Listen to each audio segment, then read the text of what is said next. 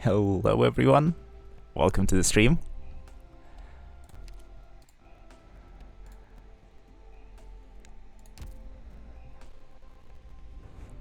Today I don't have as much time unfortunately, so the stream is gonna be a little shorter. I can go for a couple of hours or so. So let's see what we can do here.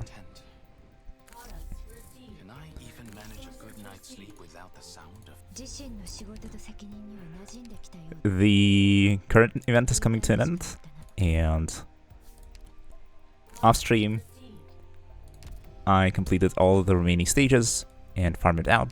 Actually, I farmed it a little bit too much, so there was a lot of unnecessary sanity spent. It could have been a bit more efficient, but it is what it is. I guess I got a few extra devices, you could say. So probably in terms of sanity spent, it's not the worst.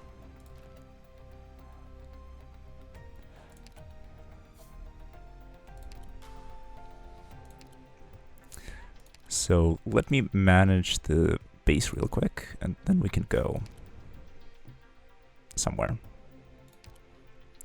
and do something.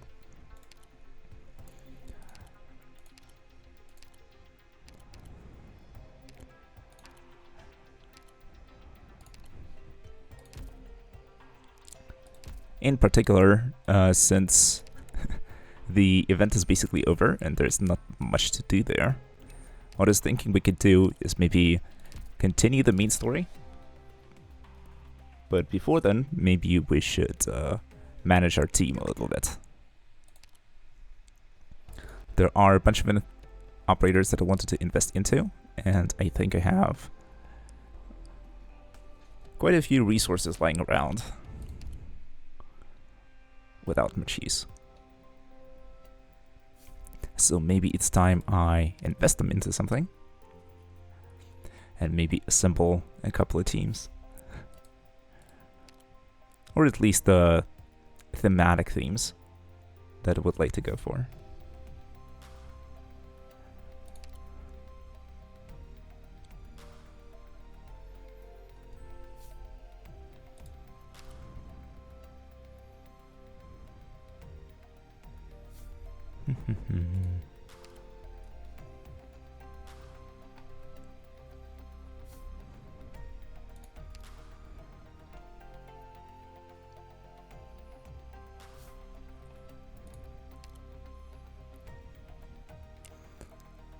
Yeah, it does take a while to get through everything.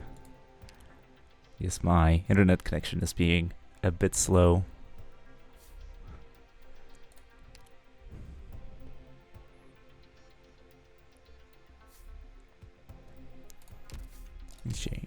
Exchange limit reached. Let's go into the store and convert the credits into materials. Doctor.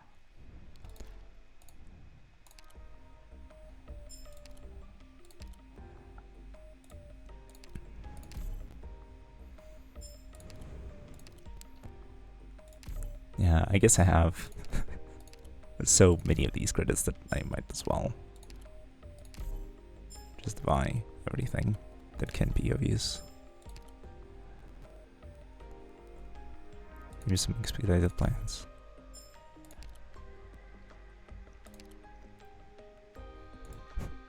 Do I go for furniture parts here?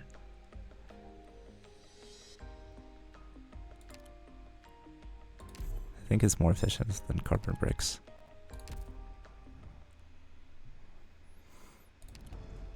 But yeah, efficiency is efficiency.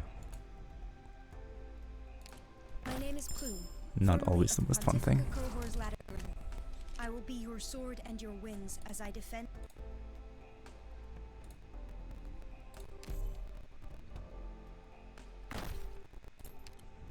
My name is Plume, formerly of the Pontifica Cohort Lateran. I will be your sword and your wings as I defend your very... Well, hello, Lithio. How's it going?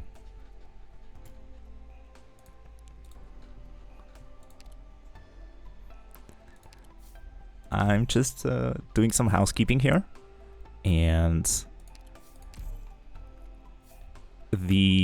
I don't have so much time today, unfortunately, so it's gonna be a shorter stream probably. Everything good, thank you. Also not bad, just a little busy, so need to keep the stream a little short, so maybe we can focus on and do a couple of specific things rather than, you know, spread ourselves thin. And since the event is coming to a close, there's not much to do there. I overfarmed it a little bit, which is a bit of a loss of efficiency, but it's all good. I guess I got a few extra devices out of it.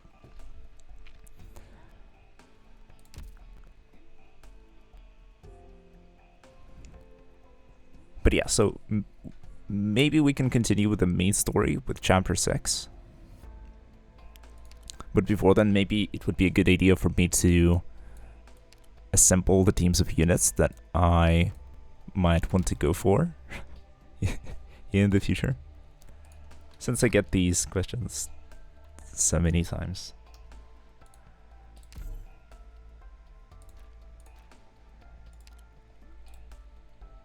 Maybe do it like this. Or just Abyss. One of the teams that I want to do is Abyssal Hunters. Another one is... I guess it's Bears, but maybe you can just type in Ursus. That should work. But the squads are going to be a little bit of a meme. Because in the Abyssal Hunters, what I want to have is a Scotty, a Spectre, but then I think it's all the Abyssal Hunters that I have for the time being. But there are more Abyssal Hunters than that. And so I'll have a bunch of placeholders here because I want to have Irene, and Irene I guess is the closest thing to Irene that I have, both in name and in how the unit functions. Though I don't remember much how Irene actually functions. I think I got to use her like once or twice overall.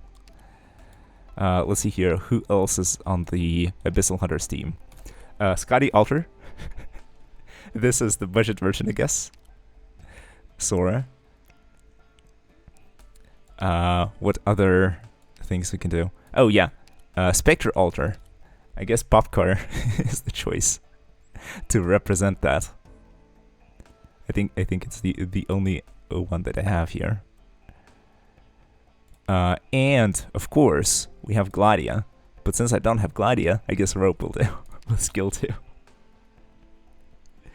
This is like the budget Abyssal Hunters. It's like the first two exactly right, but then something went wrong there. But now we can play the game, recognize the unit. It's like recognize the team and see what I'm going for here. But Scotty Alter is not an Abyssal Hunter, so you can remove Sora. I mean, technically, yeah, but sort of by extension. And then I think it's a funny meme to sort of show Scotty and Sora side by side and ask what the two units have in common, or what's the connection between the two. And the correct answer is that Sora is a discount Scotty Alter. True. Truage. True words have never been said. But yeah, are there any other Abyssal Hunters that I'm forgetting about? I think there's one that everyone forgets about, but it's like it's the main 3 girls, right? It's Scotty, Spectre, and Gladia. That's the main team. Andriana, yeah. So, what is Andriana and how does she work exactly? Which unit can be used to represent her?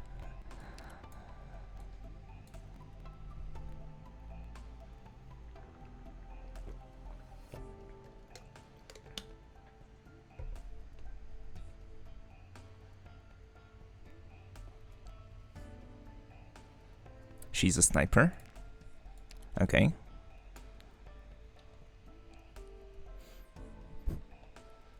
So Cruz.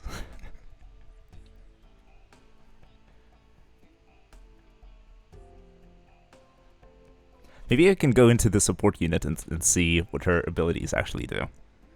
Maybe that could be a good idea. My brothers and sisters.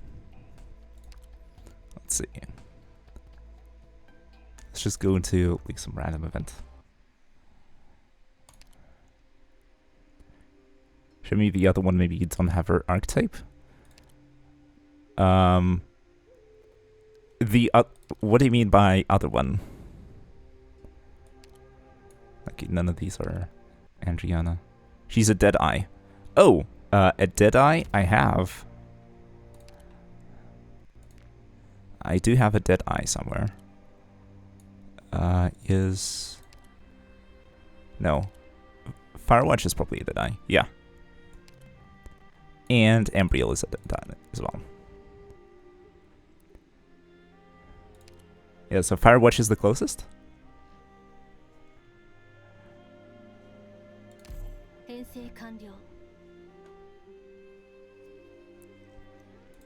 But yeah, maybe I can actually find her. Give me a moment. Just need to... Oh, here she was.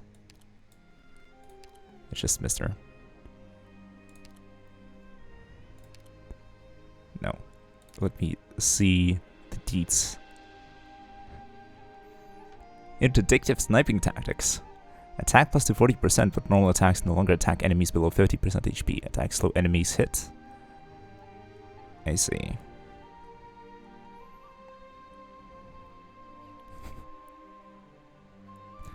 Yes, but in this case, Firewatch is the better version of the two and upgrade. I see. That's kind of funny. Not gonna lie. So it's like, meet the Abyssal Hunters. It's like, meet Team Blue. But yeah, depending on the resources, I might just pump them into these guys and then have this like as a team that's just sitting here, you know. Because why not? And then Ursus is unfortunately not going to be as memey, but I know of one very good meme for the bears. But man, Popker could really fit in the Abyssal Hunter team. Her design. I can see that. I can see that. I mean, like, if you look at this real close, if you, like, squint, you have, like, gray/white hair, you have red eyes, you even have an eye patch, a brutal chainsaw. Like, seems pretty close. So, Popcar Alter when?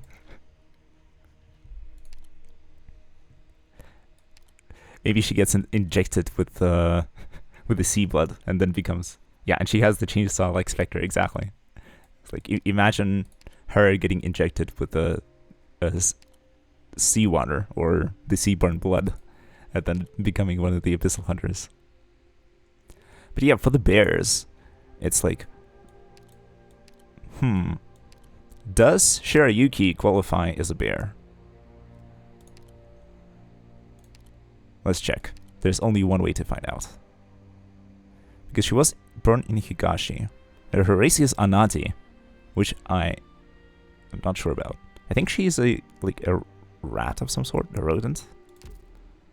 So I guess she's not on the team. Unfortunately. Or fortunately, don't know. Because Gravel, I think for sure, is a rodent of some sort. Like a mouse. So maybe... Her race is Zalak. So it's like, I think I might need like a compendium or something like this to actually understand what the different races are. It's a bit hard to keep track of otherwise. Okay, let's see. Any other bears? Aurora is a bear. Zimai is a bear.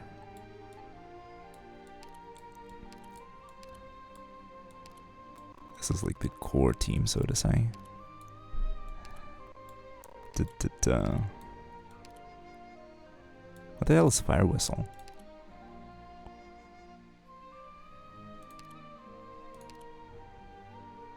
A Libri. Alright. So a bird.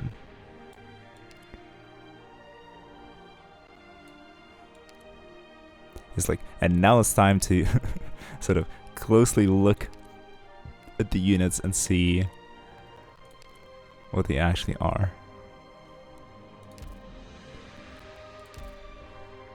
This guy's a Volvo. So it's like, You look at them and it's hard to tell.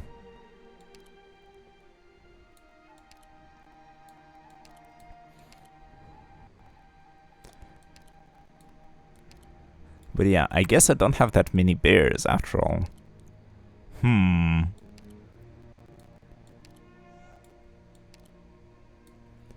Well, that's a bit unfortunate. But I definitely know that Helliger is sort of lore-wise related to the Ursus team. And since I don't have Helliger, I guess we're gonna settle for a discount Helliger.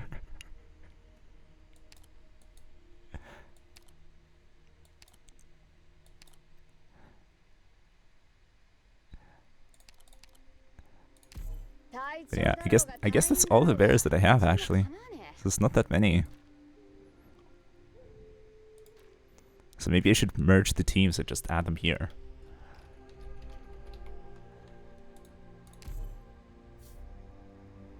Contains words that are not allowed. Are there Walmart versions? I mean, like, depends. I might need to look up a video with bears only, and then just, you know, add units that function similarly to those that appear there. And that might be, like, close enough. But yeah, it's like, what is this unit doing here? Race unknown.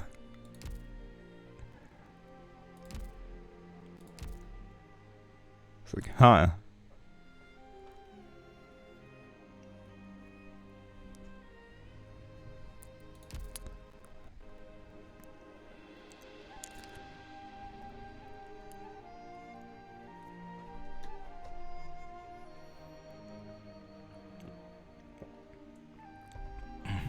Just taking a sip of my tea. It's like, it seems that every stream I'm trying out a different drink. So before it was regular tea, then it was pilk, and this time it's cold brew tea, I guess.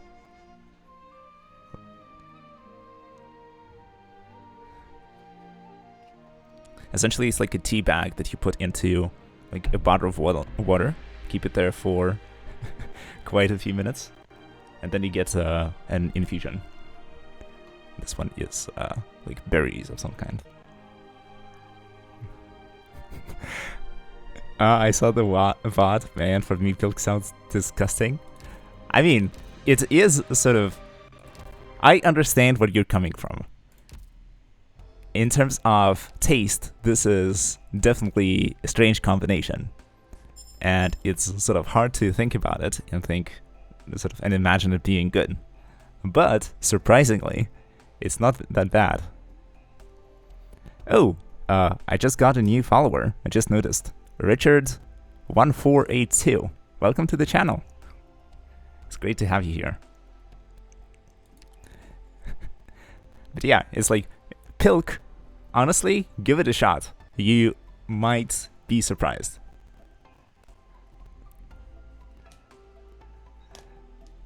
The taste, it's like a little strange, but you can sort of get behind it.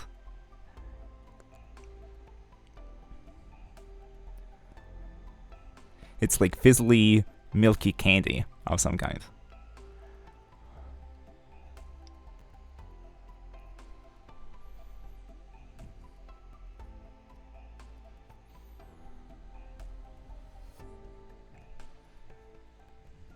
Sorry, my Italian inner stops me to do so.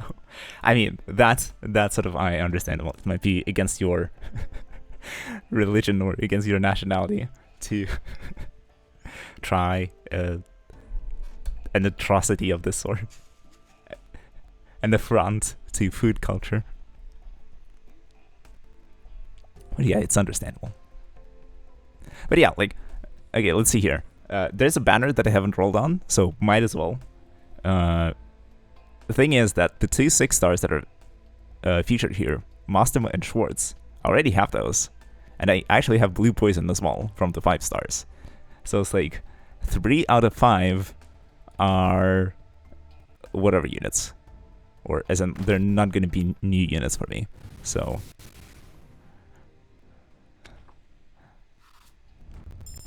might not be as valuable. But yeah, first pull we get a 5 star. And it's a Nurgle, and it's new. Wow. And now a Rhodes Island operator. I will defend your life and your honor with my shield. I guess streamer luck continues. Welcome, Nurgle.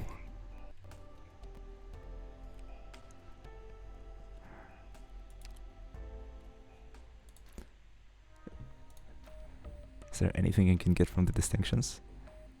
I mean, I can get F Eater. I don't think it's worth it. I have a bunch of red certificates that I could spend.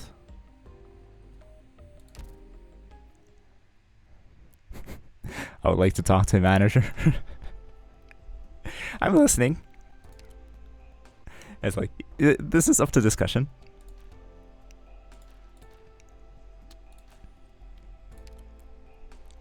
We can talk.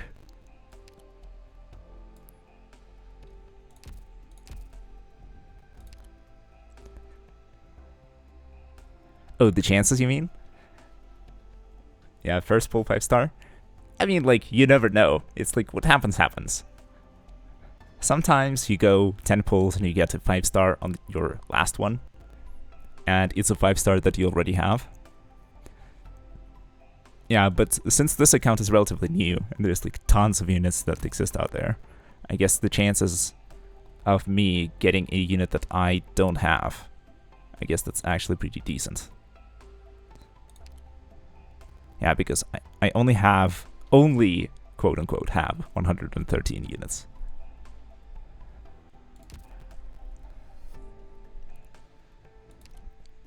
So let's see, what can we do here? I think I can just go hunt for modules, to be honest. That might be a good thing to do today.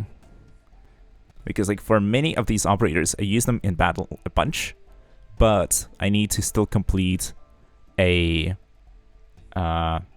special mission for each of them in order to get access to the module.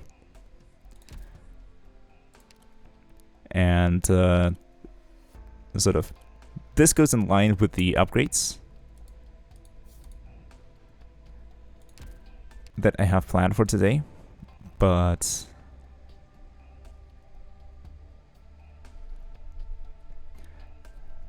Siege mod at least level 2 is pretty good. Alright.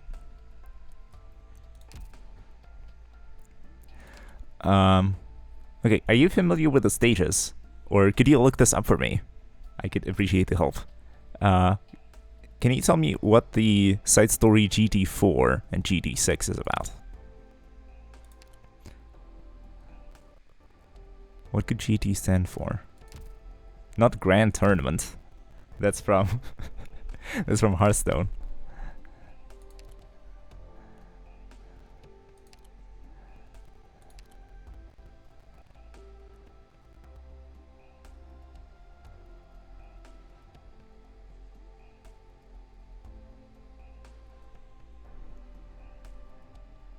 GT Grani and the Knights.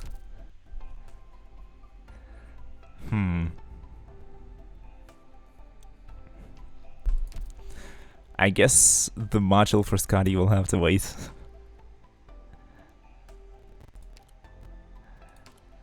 But yeah, I think we can just go one by one and get them eventually. Or the Nate Treasure. I don't remember the correct name. Well, we can look this up. It's no big deal. Sort of once we know what we're looking for, and once we know where to look, we can just go into here and find the thing. And it's the first thing here, actually, and it has Skadi in the background.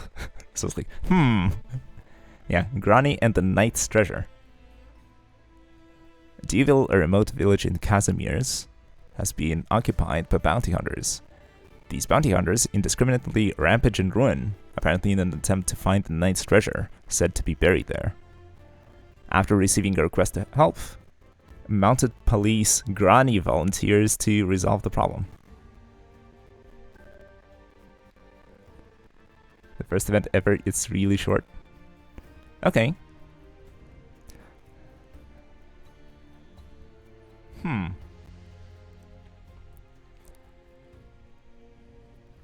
What about the story part of the event? Because maybe we can just change gears and play through that side story instead, if it's really short.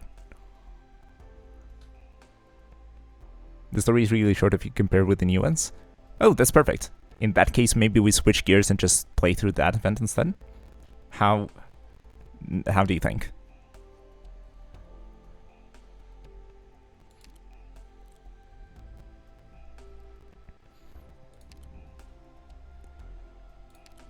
Because like, the alternative is to just go through regular stages and complete them using sort of and satisfy the requirements.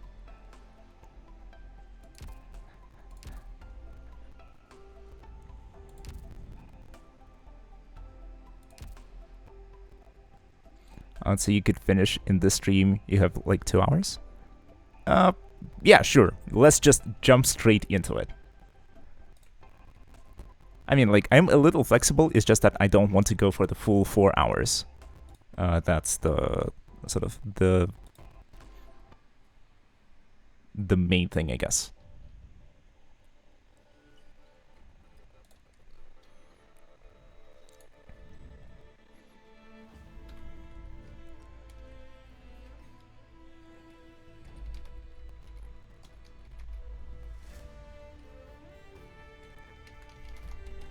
Let me update the stream title real quick. Let's play through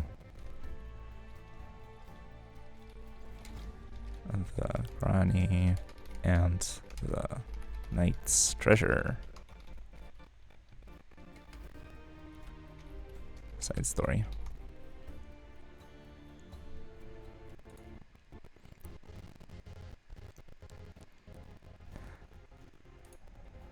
Okay, but the reason behind sort of why I want to go a little shorter today is that I have some things happening IRL that I'm really busy with. But sort of after the current week, my time might be freed up a little more, and I might be able to devote a bit more time to the stream and do a bunch of things for the stream and improve it in a bunch of ways. Like, I was thinking to create a Discord channel. I was thinking to maybe work on the layout for the stream as well. Maybe I can get a something like a VTuber model.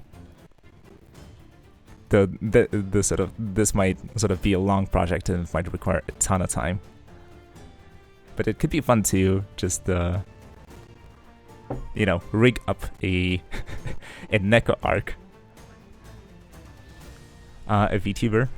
Yeah, it's like, I'm not gonna go for, like, the sexy cat girl thingy. That I'm not interested in that.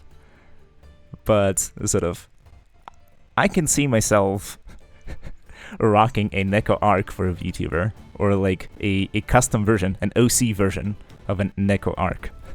So a GetaLyfe, I guess.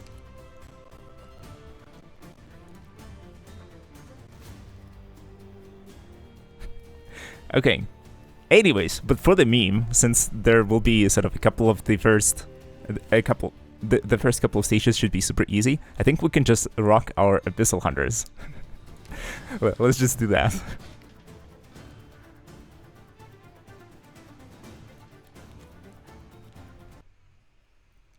Can be fun.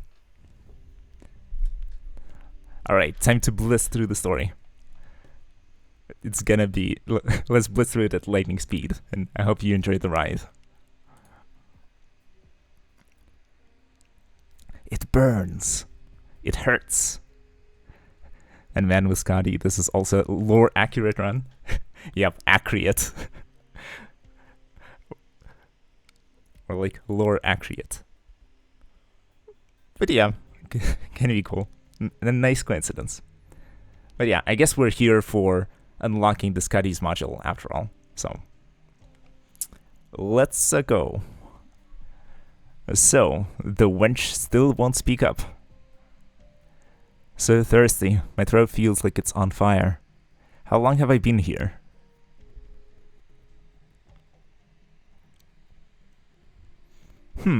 What if I just read it in a super deep voice for a change? Give me a second. Huh, what a trooper. She's been dangling here for more than a day, but still won't crack. Oi, don't kill her off just yet.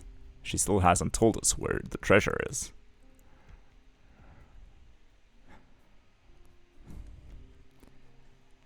Need to project the voice a little better. Arashi ni naranna. Oi, mate! I'm not telling you anything. Have it your way then. Don't give her any water until she decides to cooperate. Sounds Japanese. I think it's a phrase that Kazuya Mishima says when he wins. It's like one of his catchphrases or like staples.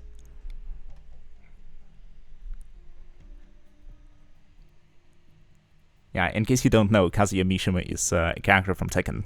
He's like the bad guy of the series, you can say. He has the devil inside him. And when he wins a game, he holds the opponent by the throat, up high. And he says, Harashi ni naranne. I'm still waiting for some Tekken battles. We could do that. The problem is that sort of my internet connection is not too great, so I'm a bit afraid of playing it on stream and ruining the experience for the other guy, you know, especially since the netcode is not so great. I mean, we can try playing on stream and then you can let me know how the latency is and stuff like that, but I'm definitely not going to be a match for you. Yeah, since you're the guy who did Tekken tournaments, yeah.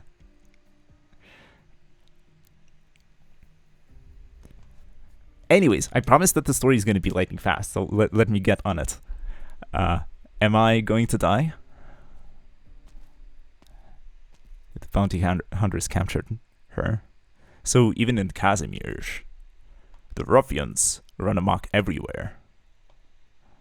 Huh? Who the hell are you? You got a death wish? Oi, Kuda. Hurry and scram before...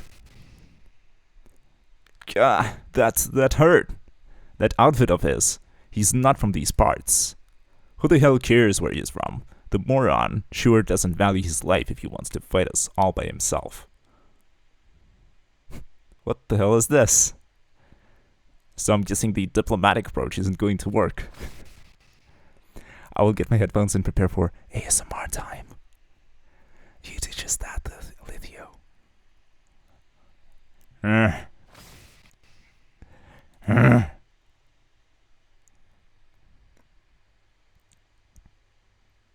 Good. They won't be bothering us for a while. Let's leave while we still can. Who are you? Don't be afraid. Nobody's going to hurt you anymore. I'll get you out of here. I'm sorry. My head is still spinning. You look pretty pale. Don't worry. Let me carry you then. Hold on tight.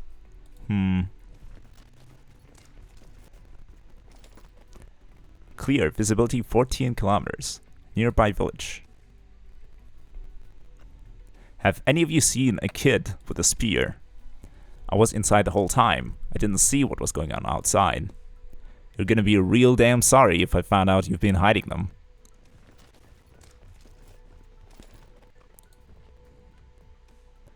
They've left, Miss Grani. It's safe for you two to come out now. Yeah, And it turns out he was hiding them indeed. Hup. Looks like I owe you another one, mister. Are you okay, Carol? I'm sorry you had to go through that. Thank you, Luke. I'm doing much better now. I wouldn't have been able to rescue you without everyone's help. Don't worry, Carol. We've been helping out this young knight here. She promised that she'd save our village. Huh? She? Ah, that's right. I'm a girl. Huh? Ah, come on. I might not look it, but I'm a proper maiden on the inside. I'm sorry. It's hard to tell from your outfit, but... Excuse me, are you the knight from Casimir's who was recently anointed? After you save our village, will you make us pay tribute? No, I'm not actually a knight, nor am I even from Casimir's. Even though Victoria does have knights, I was actually just a member of the mounted police. Unlike the knights, our only job is to maintain public security. We didn't ask for any payment in our line of duty, so of course we won't tax you. Victoria? It's the land that lies beyond Casimir's. My ancestors were actually all Kurantas who moved there from Casimir's. I came after receiving your village's request for aid. I also wanted to see what my parents' homeland was like, but I didn't expect the situation to be so dire.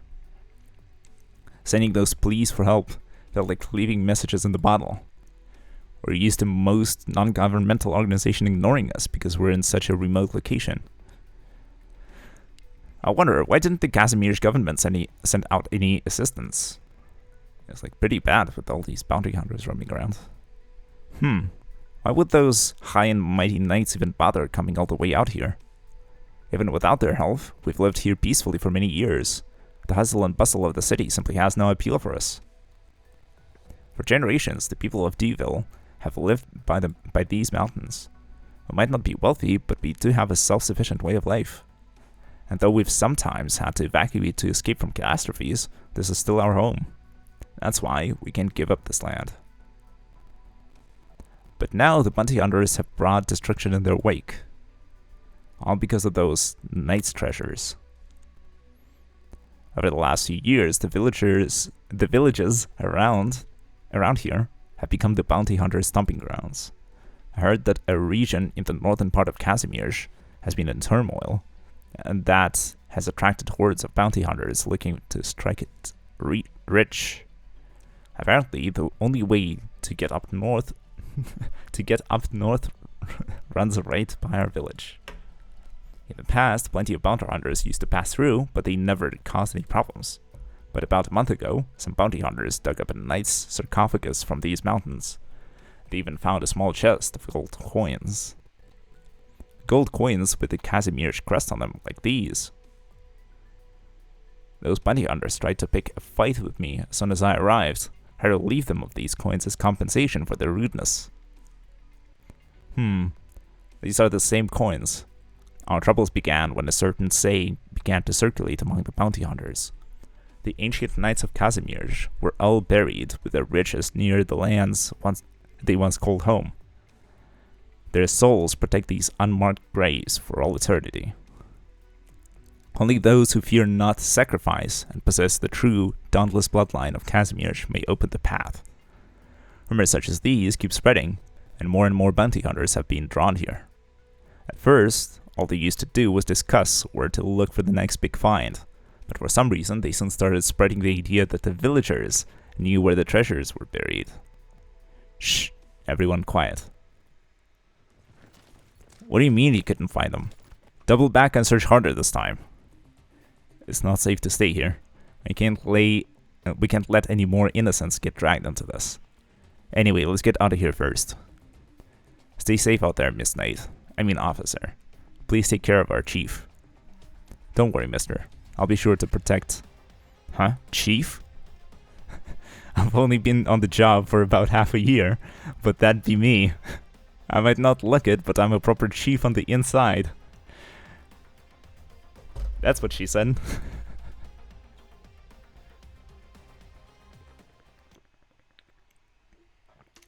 What a turn of events.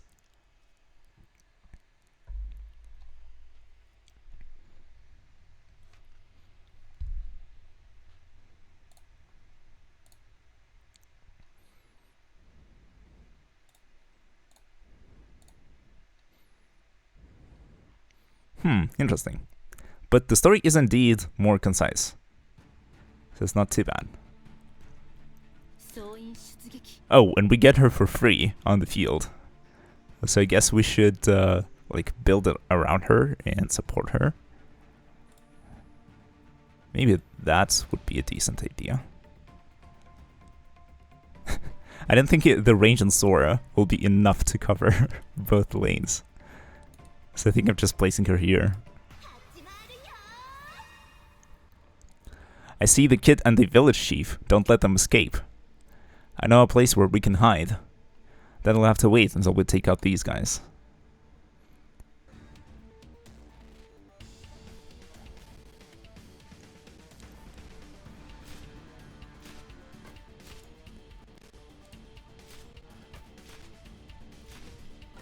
Okay, let's see here.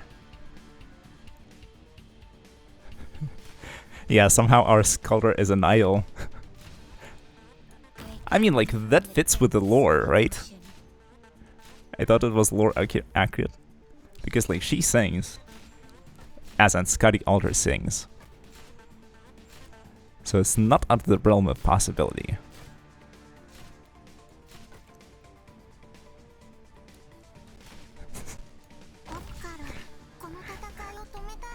But yeah. Using Abyssal Hunters to beat the GT event. Things aren't looking great. We need backup. Oh, and he runs back. I like the touches like this.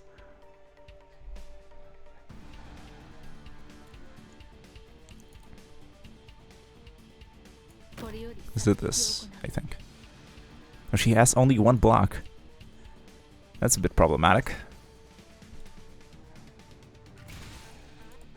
Maybe we do this.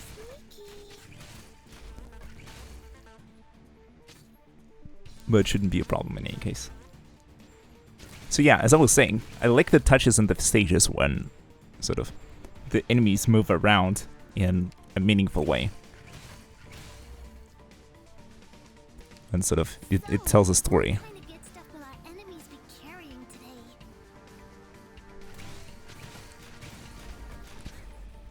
Yeah, things don't look great, you said.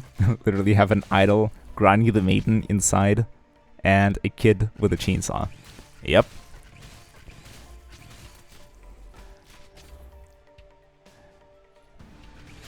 What a team.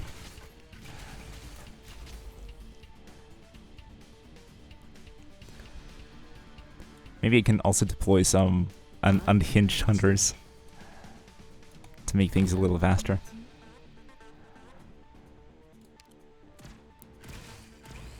But yeah, Sora is definitely overloaded. She has to heal all of these units around her. But yeah, since this is stage 1, it shouldn't be too difficult.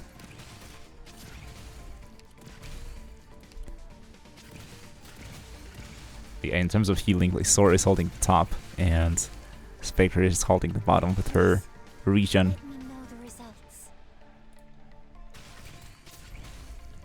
Easy peasy. But yeah, it's like, remember that, what's it called? That stage from Arknights, where a couple of guys were looking for a dog that fell down a chute, and they jumped down the chute after it. That was a bit of a meme. And then, like, the best stages do storytelling with the units themselves.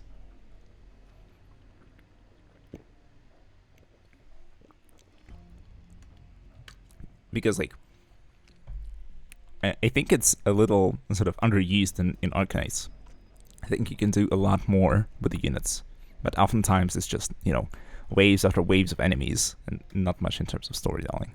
Like, occasionally you get these nice moments, but it's few and far between.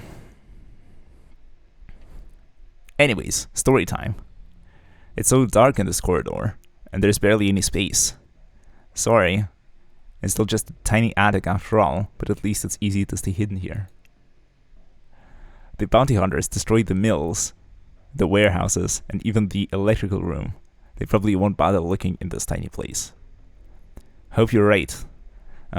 looks like the two of us can just barely squeeze into this crevice. Carol, don't you think your face is a bit too close to mine? Sorry, officer? Don't worry about the officer stuff, just call me Grani.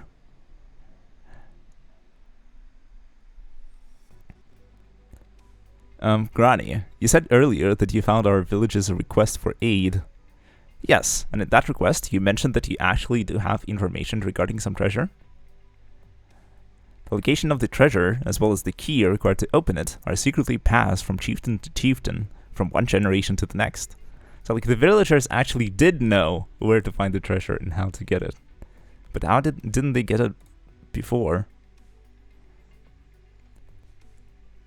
Oh, let me read this message real quick. The problem with that is the fact that if we have more stages with scripted units on the map, it would limit our imagination and the way we would play the game. Could you elaborate?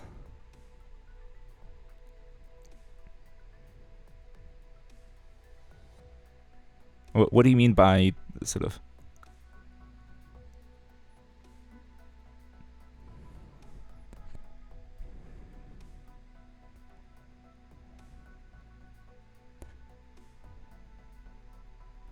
So yeah, what do you mean by that exactly?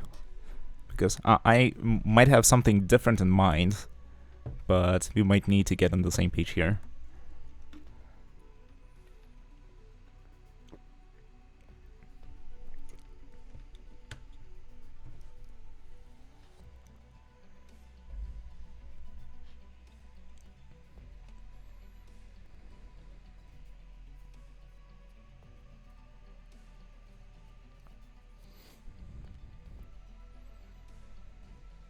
Okay, I'll do the two in parallel. I'll keep up this conversation and continue reading the story, and I'll switch between the two. I can't tell you anything more specific, though. Sorry, I'm not trying to hide anything from you. Don't worry, we can talk about it after I've fully earned your trust. Those bounty hunters have been threatening us ever since they found out about this. They destroyed our farmland, stole our winter rations, and have been harassing the villagers. If I didn't offer myself up, the village would have been done for. As long as they knew that I held the key for the treasure, they wouldn't hurt the villagers anymore. But you had to suffer like that. I'm aware that it was just a short-term solution. I'm glad you made it. Miss Carol.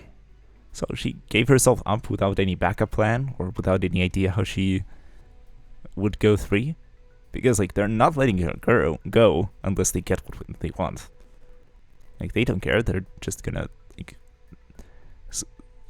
kill the civilians and just be done with it. They're not invested. May have asked you to help us find the treasure in our message, but what we really wanted was to get rid... Oh, they sent out the message before, asking for help because of the... I see, so this makes sense. So the villagers sent out for help once the rumors start spreading. And they're hoping that someone will come for help. And then temporarily, before the help comes, the village chief gives herself up when really pressured to buy some time for reinforcements to arrive. This is sensible. Okay, just got a reply. For example, in events with 8 stages, and in every single map, we have the lower accurate units already on the map, like Grani here. We'll play the map in a different way because we cannot place our ops or play with what we like. Yeah, this is a limit in my opinion. Okay, I see. Yeah, in that sense I agree. If there are sort of units pre-placed for you, or certain units that you have to use, this is definitely a little limiting, though I wouldn't mind sort of seeing it as an option, and like having one operator slot be sort of reserved for an operator that you don't have, so that you can sort of test them out throughout the event. That could be a cool idea, or a cool option.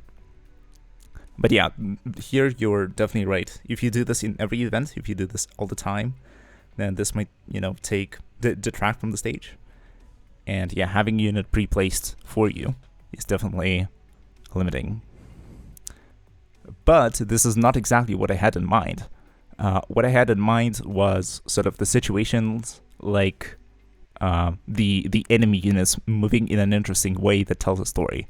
Like that situation in Arknights, with the guys chasing after a dog and jumping after it into a trash chute. Right? So here you can do like storytelling through gameplay. And we saw this in this event as well. So it's not just Grani who was standing in the middle that was sort of pre-placed for us. I thought that was pretty cool. But I also really liked the moment when sort of a couple of bounty hunters try attacking us. They die, and the remaining guy says, "This is looking bad, I'm calling for help." He turns around, runs to the red box, and then more units come. This sort of makes a lot of sense, and this tells a story within the stage. And I think this is sort of what Arknights is a little weak on, especially in the recent events, because I felt that the story is kind of disconnected from the gameplay. And I saw that in Chapter 0 and Chapter 1 pretty frequently too, where the story tells one thing and the events are doing, or like the stages are doing a different thing. They still try to be loosely connected with, sort of, if in the story our operators are somewhere on a roof, the stage, the gameplay stage, also the cross-planning mission also takes place on a roof. But, like, there's nothing story-related happening in the stages. And I think this is sort of a huge missed opportunity where sort of if you connect the two, there won't be this sort of dissonance.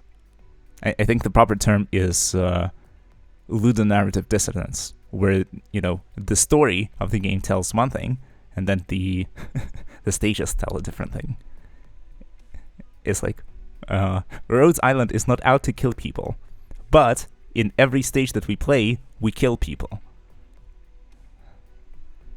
This contradiction is a little jarring, and the reason for all the memes and stuff. But yeah, this is what I had in mind. But sort of your point also stands. If you do this too frequently, or if you do this in the same way all the time, like having a pre-placed unit in every stage, then it definitely detracts from the strategies that you can try, and it might become old pretty fast. That I agree with. Man, I will not spell you a single damn thing, but there's a particular stage in Chapter 6 where all you are saying right now is in the map and you will cry IRL. I see. Yeah, I guess I am coming up on those important story stages, featuring Frost Nova and featuring, what's his name again? Patriot? I guess this is what you're referring to. But yeah, those are, I'm sort of aware of those moments, and those are definitely touching. But if it's not those moments, then I'll also be surprised, and it is probably going to be a pleasant one from what you're saying.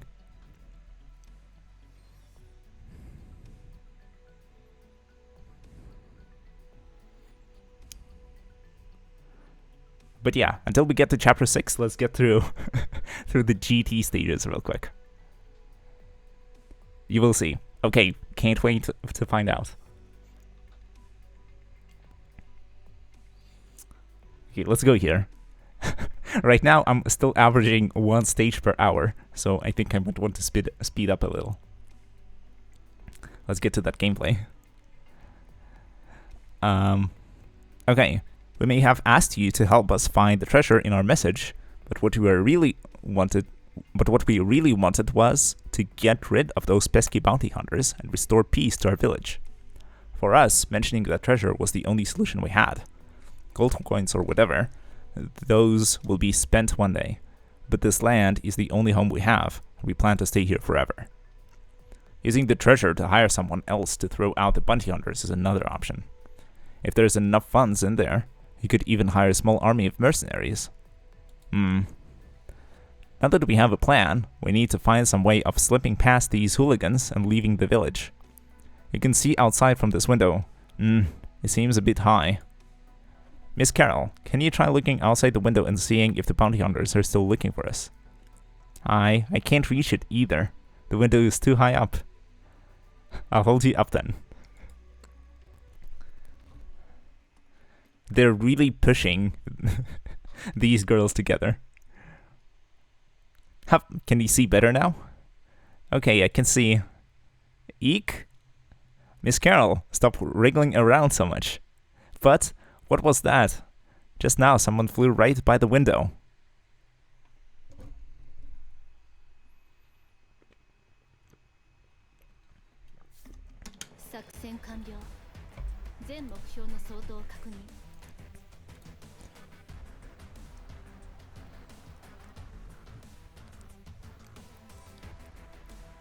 Oof. Okay, next stage. Level 30. Do I invest into Firewatch? I think I might just upgrade her level to Elite 0 Max. Why not? It's super cheap. Well, like, not super cheap, but it's relatively cheap. But yeah, I found some vocal exercises, like things that are supposed to help you with pronunciation and sort of voice control.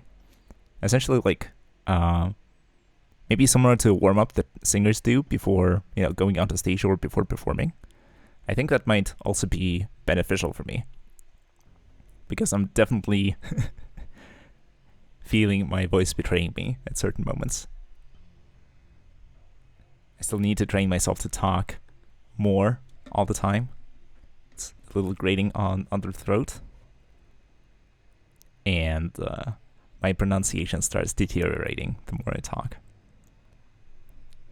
And my voice cracks occasionally, so I might want to work on that.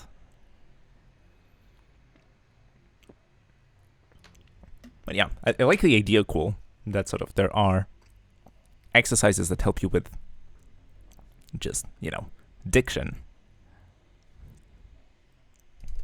Pronouncing words properly, speaking, and singing. And the fact that you can just, warm up for a few minutes and feel yourself much better, or be a lot more confident and have a much, better, stronger voice. And sort of if you do this consistency, you can also sort of train and improve over time. I find this exciting, so I might do just that. So stream improvements, not just in terms of, things that you see on the screen, but also what is happening behind the screen. And that I think could be cool. Anyways, story time. Let's keep going. Stop her. Stop that monster. Look at how many people she's already taken out. Why not? You're always going on about how strong you are. I can't do it. She's a walking catastrophe, can't you see? Oh, the glowing red eyes. In Aegirian, all that standeth before me shall perish. All that beareth arms against me shall return to dust. All that craveth death, step forth. What the hell are you mumbling about? Jesse, what the hell are you talking about? Huh, Captain? Where'd the captain go?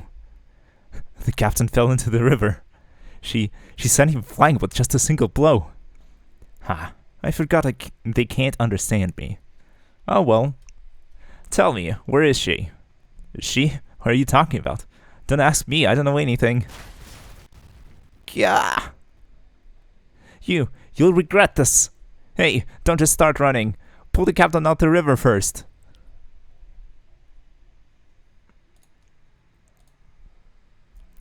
That person. Do you know her? She might be my co-worker. Oh no, they're co-workers. But wasn't I the one who was appointed to this job? It took me forever to pry this job from Meteorite too. Maybe she's here on another mission? Well, it seems like the bounty hunters are retreating. It's now or never. This is our chance to get out of the village. If there are other operators coming to the village, we might even have the upper hand. I mean, didn't you see all the quote-unquote abyssal hunters that came to help you out in in the first stage?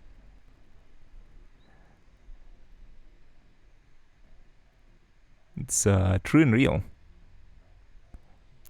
Carol, the staircase is really dark. You should hold on to me.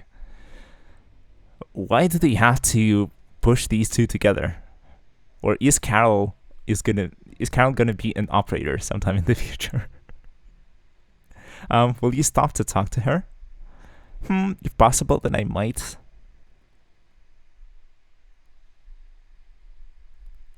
Youch! Whoa! My nose, my nose! How'd this door spring open on its own? Huh? Why is someone crouching here? Grani, what's going on? Everyone, shut up! Shh! Shush? Yeah, you peasants couldn't possibly understand. Did you not see that walking catastrophe? No bunny hunter would be stupid enough to face her head on. The only people foolish enough to swagger up at her are those who haven't seen her level entire cities. Wow, did she really? You mean she can't do that all by herself? Quiet, don't let her hear us. You know, I was hoping she'd notice me. I said be quiet. Fine, fine. Some of these stories about her that are going around are even more outrageous than the ones we hear at Rose Island.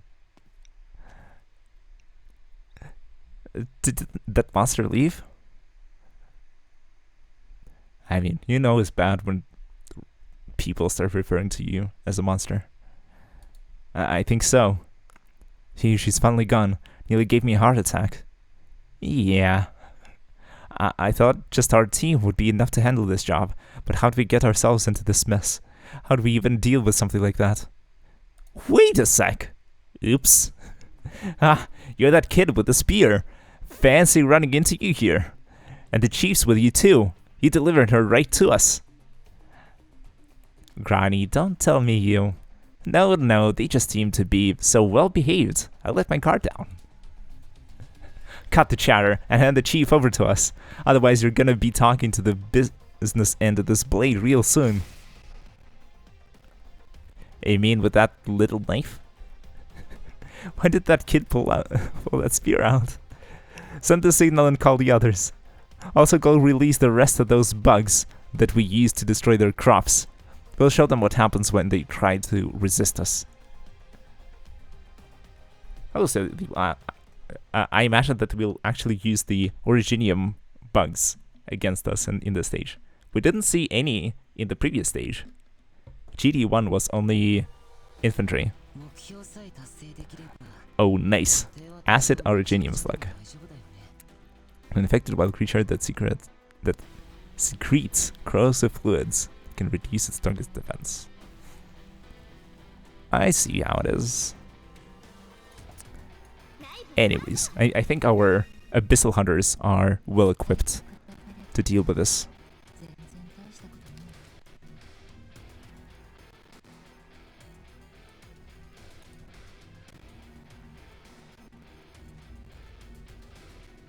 They come from the depths of the ocean. Yeah, let's just put our guys here.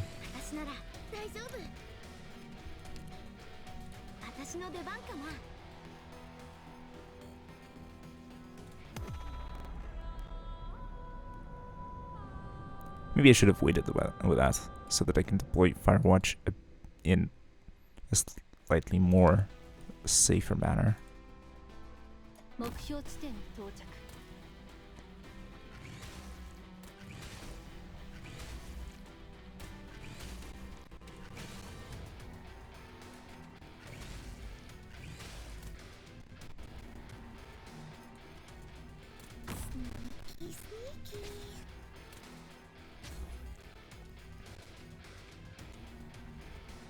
Yeah, let me draw out the fire for a little bit.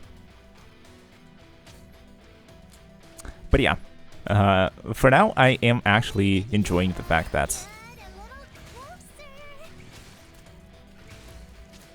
that the story is aligned with what is going on in the stage itself.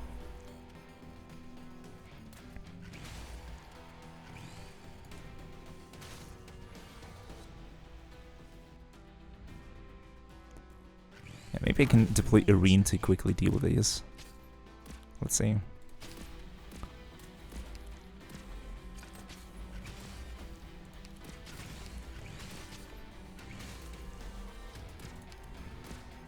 Yeah, the region from Soar is a little low. Not gonna lie.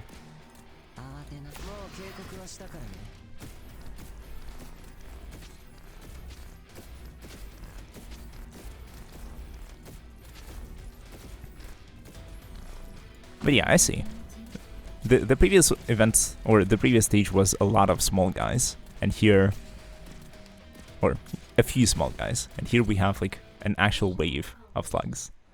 You really want to hit them quick and hit them hard, or you want to hit them with AoE or something. Nice variety. Props to the level designers. Damn, those bounty hunters sure are persistent. Eek, bugs! Gross! Yuck, they're all sticky. Hurry up and surround them. Don't let them escape this time. And yeah, isn't it funny that these guys were, you know, so deathly afraid just a moment before when Scotty was around? But once Scotty is gone, they're all back to their usual selves, to their regular behavior. Man. Don't worry if you can't beat that kid. Just keep him occupied until you can capture that village girl. Carol, stay close to me. Ah! Cover your ears, you two. A normal day after all. Yeah. Basically. Huh? Who are you? Where'd you come from, fatty? Yeah. Fatty? I'm just big boned. The big boy is here. I thought this was Mudrock. Or is this the Mudrock that we have at home? That sounded like explosives? Just flashbang. Deploying a flashbang. What? No, no.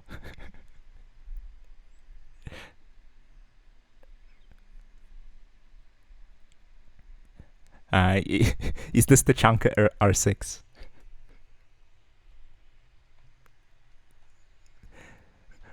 Just a flashbang. Loud but not going to kill anyone. Pretty good for scaring away bugs and other critters though. Let's get out of here while they're still reeling. I need to find someplace safe first. Carol, don't lead us into... don't lead us into some tiny attic this time. You will see who it is. I'm not telling you, but you already know him. Alright. I'm over here then.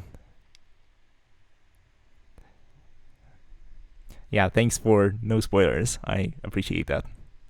Clear visibility 14 kilometers. Horse outside the village.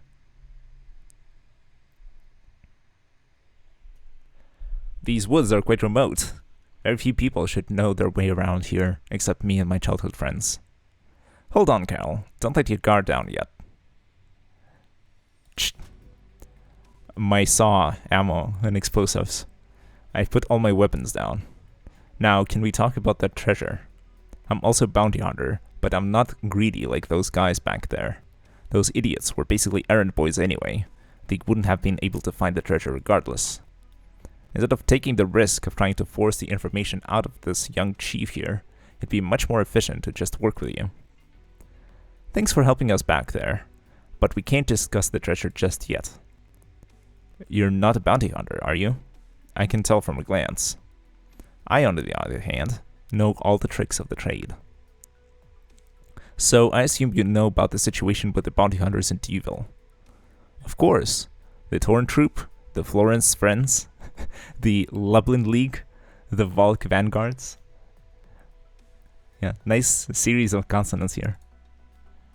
All the bounty hunters have been scoring the area for the last few days. To be honest, it's only a matter of time until someone finds the treasure. But no matter who finds it, all the different factions are going to end up spilling blood fighting over it. At that point, not only will Duville get nothing in return, but it might even get wiped off the face of the map. I'm sure you two understand that. Sorry I'm late. I mean, no worries, Bachi. It's a pleasure to have you here. It's all for fun. It's not work. You don't have to show up the exact moment the stream starts, you know? But yeah, anyways, how's it going? Just playing through this event. I wanted to upgrade the operators that I had. I assembled some meme teams, or at least put a few units together. And we noticed that Scotty, for her modules, needs to complete some of the GT events, and this is some of the GT stages, and these are the stages from this event. And so we decided to play through it. Going okay, just not as hell. What about me? I'm doing fine, just a little busy. I have a big thing coming up next Wednesday, so today's stream is going to be a little short. I was going to go on for about 2 hours. I might go for a little longer to like complete the stage or complete this event, but we'll see. I'm being a little slow again, but we've completed 2 stages already. And if we keep up the pace, we might actually get to GT6, which we need to beat in order to unlock Scotty's second module. And I think I would sort of call it a success in that case. I think that could be a good stopping point. Or before then, if we get to GT4 and get the first module, that could also be a good stopping point. It sort of depends on for how long we're gonna go. But yeah, this time I'm not gonna be torturing myself with beating the stages with you know, level appropriate units. Instead, I'm just using whatever, and I'm just building some funny compositions. You're gonna see. I'll show you in a moment. Let me read through this chunk of the story first. I'm experienced in the wilderness survival, hunting, cracking codes, dismantling traps, and more. Of course, I can hold my own in a fight. Yeah, it's like this character here. Lethia said that they knew who this character is, but they're not going to tell me. But yeah, I threw out some hypotheses, some ideas, because option 1, this could be Mudrock, in principle. Option 2, this could be Tachanka Rainbow Six. But I guess not. We're gonna find out soon. You two are probably lacking in all of these things. Wait, you know him, not them?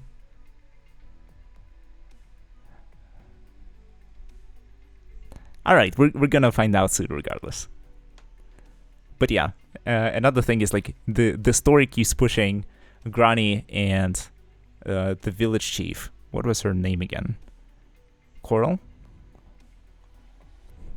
They have the awkward moment in the corridor where they have to squeeze together, and then one had to hold the other up in order to see through from a window that was high up from the floor.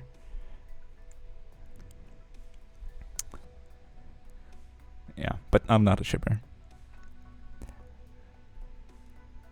Anyways, let's see here. For starters, how should we address you? Call me Big Bob. So this is Bob from Tekken 7. It's nice to have him here. Give me a second here. I need to talk to the chief first. Okay, girl on girl moment. Big Bob won't be able to hear us from over here. I can't trust the bounty hunter. He could be baiting us into a trap or working with other bounty hunters. We can't let any of these things happen. Carol, have you seen this Big Bob before? No? I clearly remember the faces of every single bounty hunter who set foot in our village, especially those that caused us harm. Nice memory. It'll definitely be risky to work with them. However, things are only going to get or to be more complicated over time. I guess to get more complicated. They just skipped a word for some reason. I guess the writing quality or the proofreading wasn't there in the early events.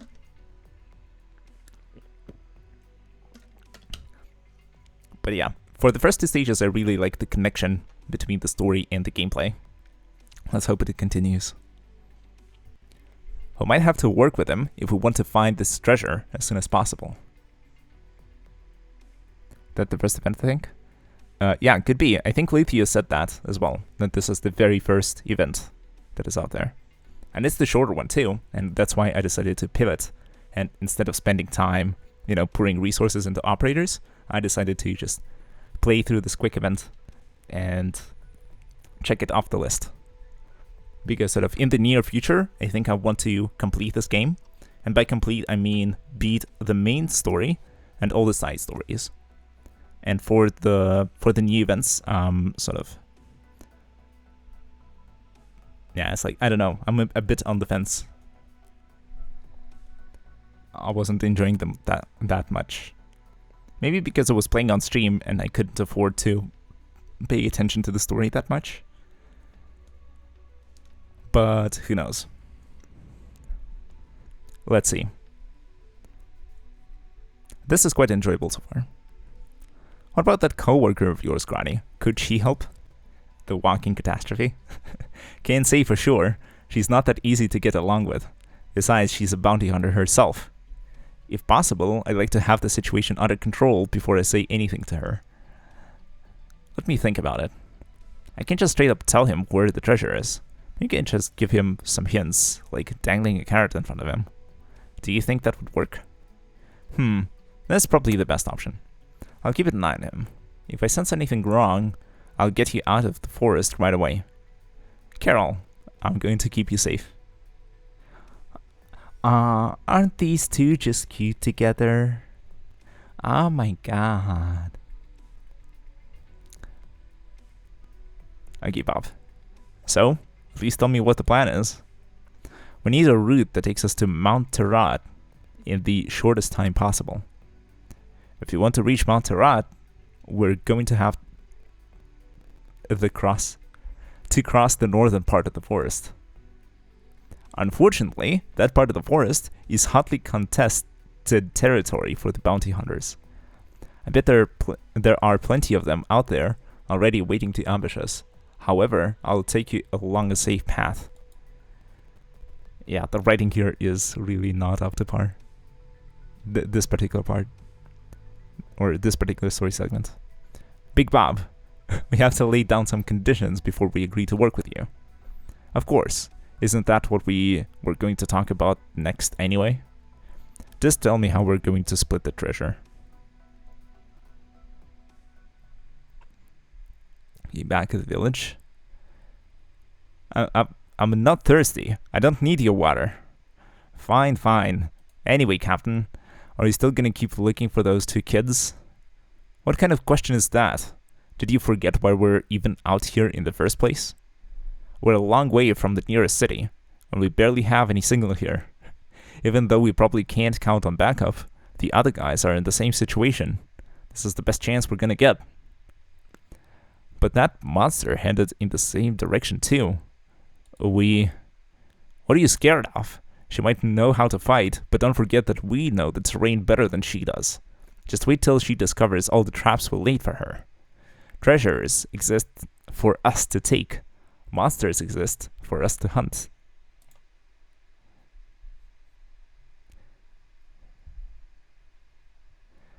He is Big Bob, the one we encountered in IS-2 in the map with all those spiders. I'm not sure what you're talking about.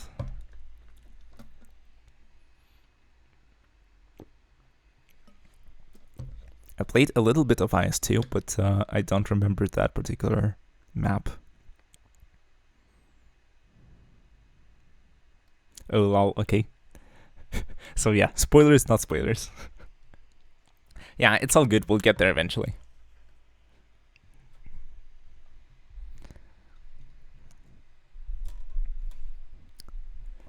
When is Big Bob gonna join the operators?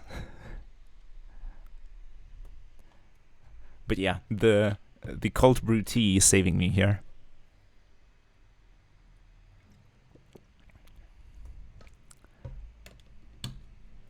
Yeah, reading is at such a pace is a little straining. Oh, I thought you remembered him from there. No, honestly, if I go back to IS-2 and find that stage again, maybe I'll I'll connect the dots. But for the time being, like, Big Bob doesn't tell me anything. So I'm a little clueless streamer here. Just knows the the main familiar faces. But yeah, it is what it is. We'll get there eventually, don't worry. Just let me get through the story segment. Otherwise, I'll keep going at the pace of 1 stage per hour. Which is not exactly what I want to do today, because of the shorter stream. So yeah, let's move on. We'll have it all. Yeah, so the guy's a little greedy. He wants the treasure. He wants to kill the monster. So yeah, I'm not sure about that. I don't think he's gonna be getting that at all. But yeah, for the next stage, my expectation is that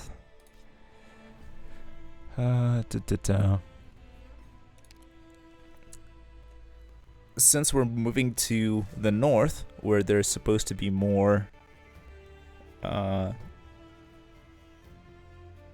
of warring mercenaries, I guess we're gonna be encountering more resistance. But it was obvious anyways, so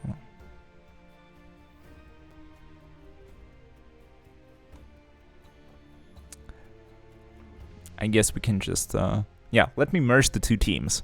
So as you can see, for those who weren't here earlier, first of all, welcome to the stream. And second, I took a little bit of time to assemble the teams. The first team is the team of Abyssal Hunters. As you can see here, all of these characters are Abyssal Hunters. And team number 2 are all the people who are related to Ursus in some kind. I want to get Absinthe. Oh, Absinthe is missing from here. And who else?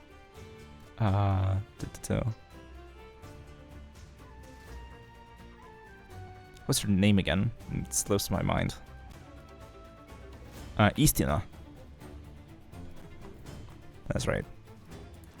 Anyways, I might want to just add them here, because the stages will become harder and harder, and I don't want to spend too much time on them. So I'm just gonna beat them with an assortment of units instead. So which other bear am I missing? Aurora. No. Zima. Let me add her real quick. I still need her as a vanguard. Daijobu. These operators will be locked out after the battle starts. Continue anyway. What do you mean? Check the stage tips for lockout. Some operators cannot be deployed. Oh, I guess we're getting just Scotty on the field, and we're not allowed to use her in the stage. Amazing. Fucking stonks. Scotty is already there, I think. Okay, I am too lazy to change my party comp, so I'll just go with this. I am okay with this lockout. That's what I was talking about. Alright, nah, I think it's cool. I didn't see this mechanic too much in the previous events. It did happen occasionally in the earlier story chapters, where we were just, given operators to deploy, or we had some pre-deployed operators that we just, had there, and that we couldn't control. But most of them were tutorial stages. But it's nice to sort of see this used in the story, and to the effect of, furthering the story on the one hand, and on the other hand, I think it's also sort of gives you a chance to play with the operator, right? Though maybe a more flexible way would be to give them as like a support unit, I guess, or like as a bonus unit. Because like still you have a deployment limit. Having more choice in terms of operators that you can deploy might be sort of a pretty good idea to begin with. Or imagine like a checkbox where you can sort of opt into using operators that are related to the event. And then they take up, let's say there are Grani and Scotty who are relevant here. And let's say you check a tick box, or you tick a checkbox, and the first 2 slots get occupied by Scotty and Grani, who are leveled appropriately according to the stage. And then you just get to use them here in particular. Imagine that. Just like, IS3 or integrated strategies runs where you get a predetermined party composition with a bit of story. That could be cool. But yeah, my favorite story from Integrated Strategies 2 was with the Italian gang and with their food preferences. I say as an avid pilk enjoyer. Yeah, and this time drinking some new type of cold brew tea. So I guess I am experimenting with my food after all.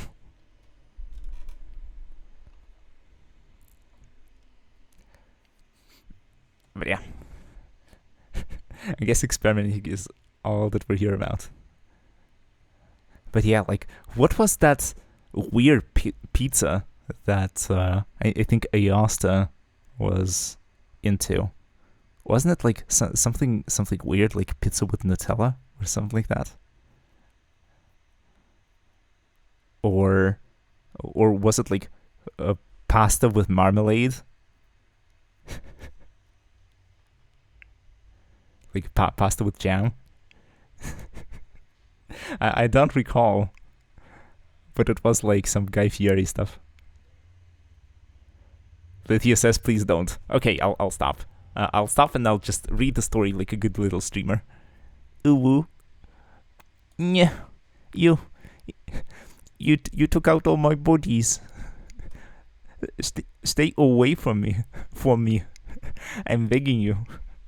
I'll give you all my coins, my weapons, anything you want. Where's the girl? What are you talking about? Don't come any closer. You monster.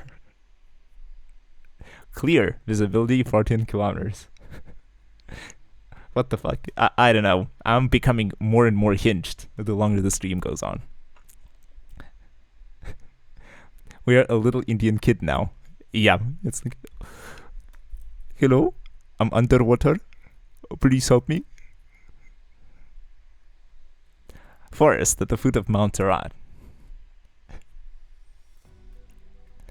Okay, we have Bob from Tekken 7. This rock. Mud rock, you mean?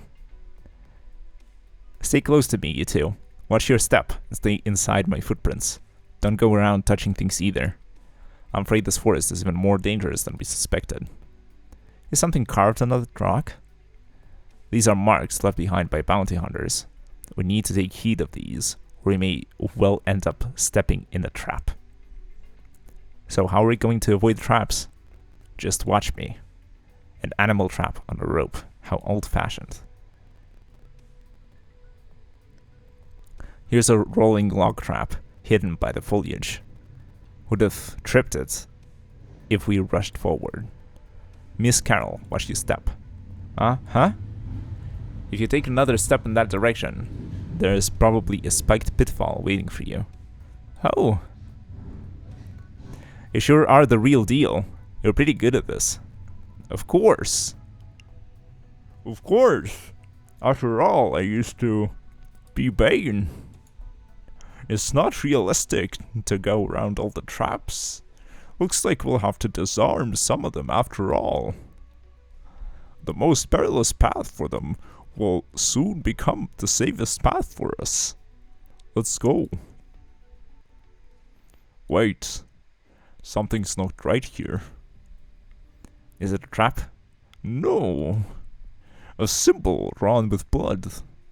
Monster.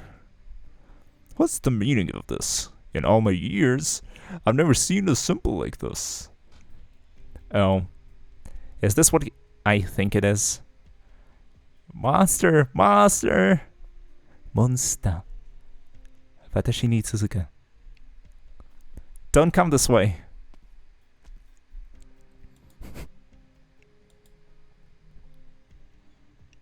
And they're just staring at each other, not saying anything. It was you! Scotty! You're Scotty, right? Monster. Yep. So the chief of Deville was with you. Oh, imagine Kaltset deploying a Scotty in place of her monster. Imagine that.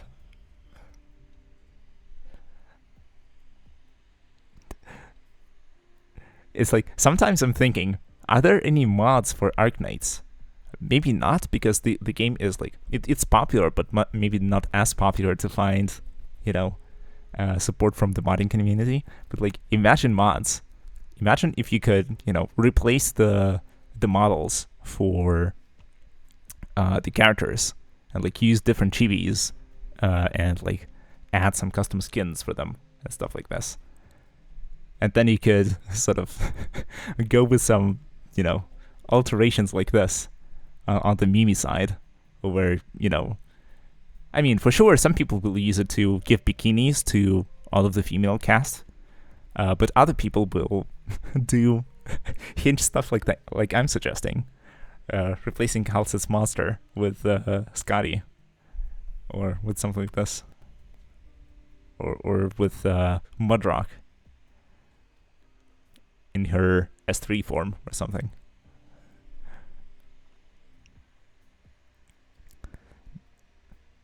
Lithia says, don't think so, but there's a YouTube channel if you want to check Arknights What If project. They are playing different. What do you mean they're playing different? Do they like Annihilation with 12 Chang'e with global range? How did they manage that? Is that a mod of some sort, or? Okay, I guess I'll have to take a look afterwards. I'm really excited. I might have to. I'll save this for later. Could be interesting.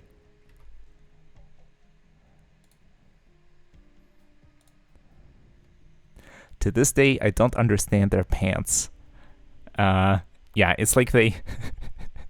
It's almost as if they sort of had one pair of pants for two, and so they cut them up, and one person wears one half, and the other person wears the other half.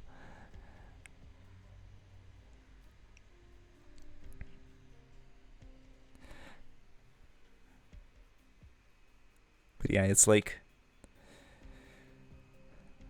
But yeah, I think this is called chaps or something like this, and I think it's essentially you're like wearing shorts underneath, and then you wear some sort of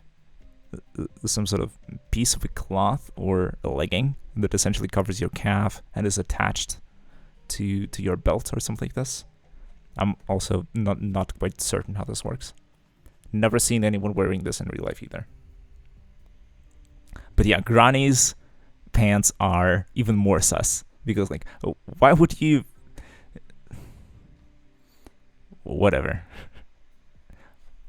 Fashion style, I guess.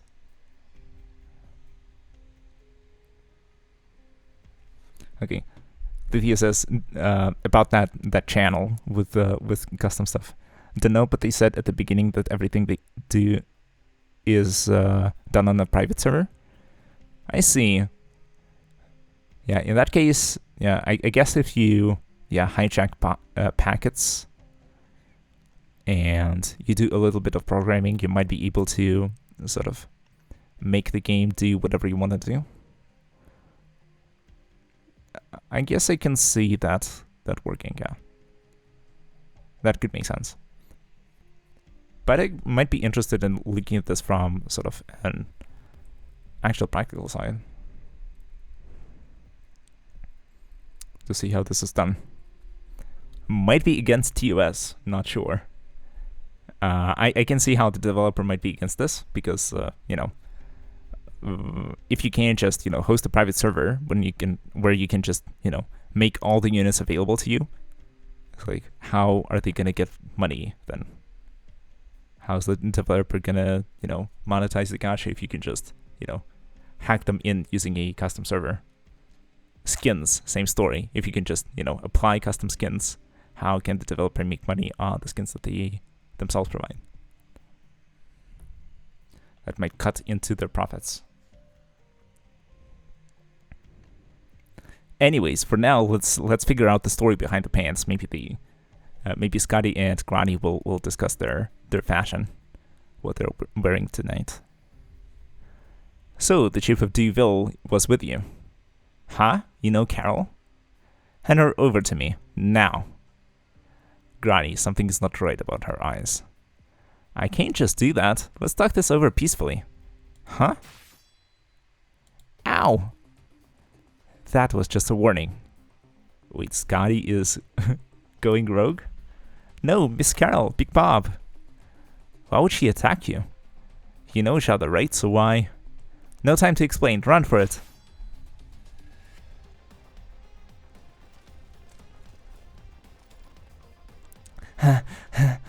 Is she still after us? Grani, I can't run for any longer. That woman. Is she really a monster? She's not even short of breath. Why must I waste my time on you?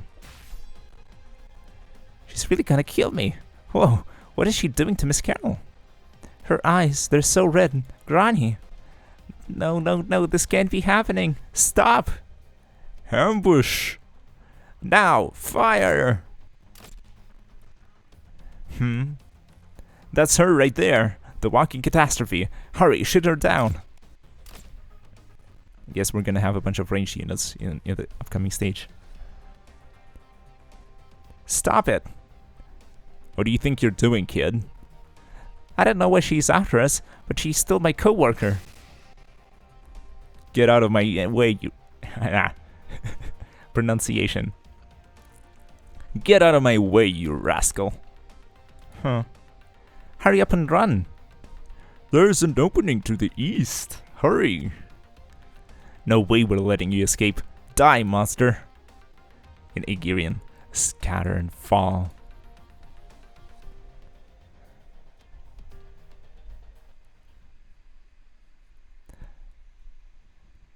Okay, gameplay time. Stage 3, 1 hour and 40 minutes in. Let's do this. With our team of Abyssal Hunters and Ursa students. Yeah, and Scotty is locked. Because Scotty is pre-deployed. Is that all you've got? Get to undeploy her? No. She's just there. And I'm imagining she's just gonna flex on all of these dudes. And she might just solo her lane or something like this.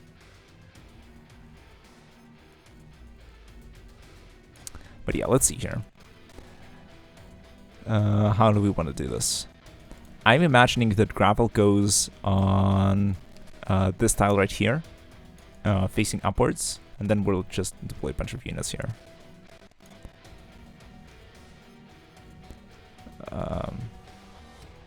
Not sure where Sora is gonna go, but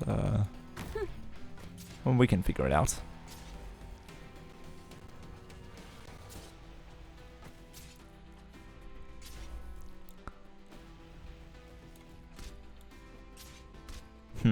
How do I want to do this? Maybe like this?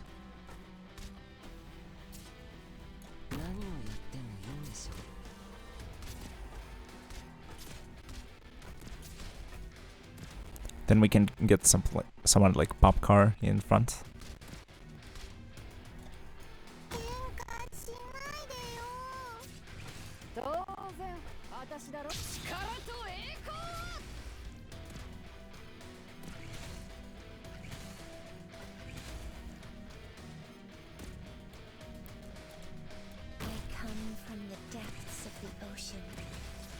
I'm just wondering how the Scotty lane is gonna work.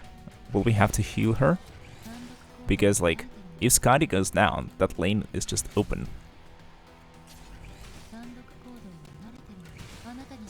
I think I just use the skill here, just in case. To make it so that she doesn't lose any HP.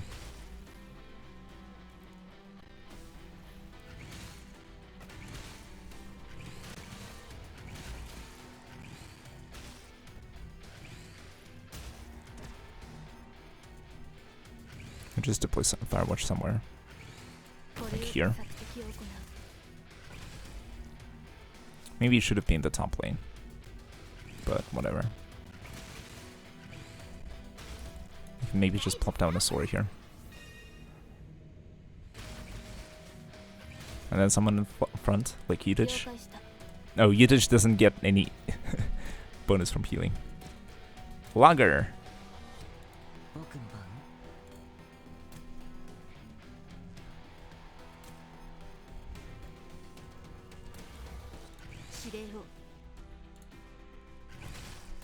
Yeah. In case we need something, we can just get Invis from Yutich. Should be fine. Maybe we can put an Aurora somewhere, like here. Appropriate terrain for me.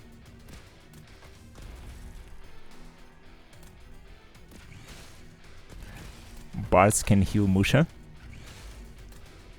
That is actually stonks. Uh-oh, the big guy is in the top lane. Might have to do something about that. Let's just activate the skill.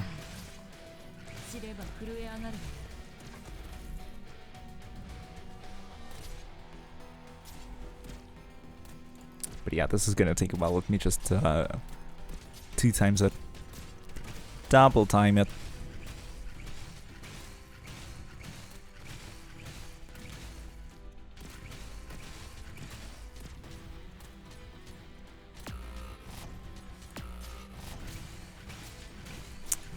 Oh no, is Skadi about to die? This is certainly a mistake. Yeah, my bad.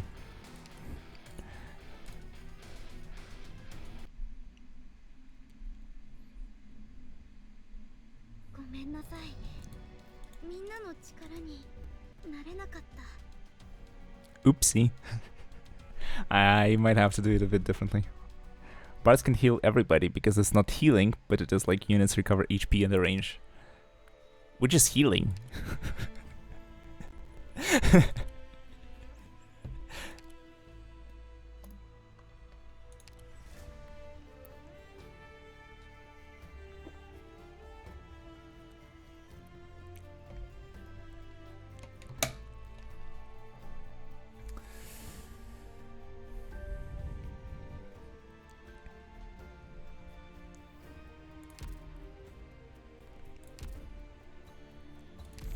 But yeah, mechanics, I guess. Okay. I don't know, man. It is like that, though. I mean, like, I sort of... It is how it is. It is how it is.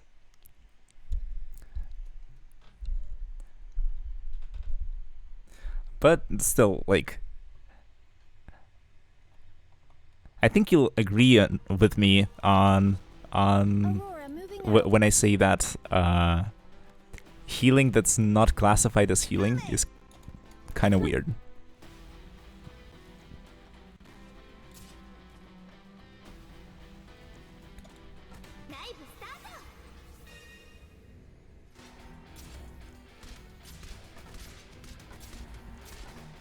Yeah, no questioning. Yeah, it's like it works. Just let it be. You are the one who woke me.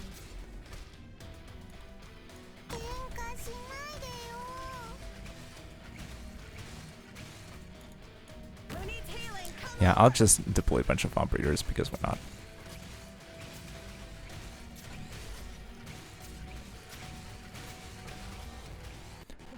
Yeah, no questions if it works. Yep.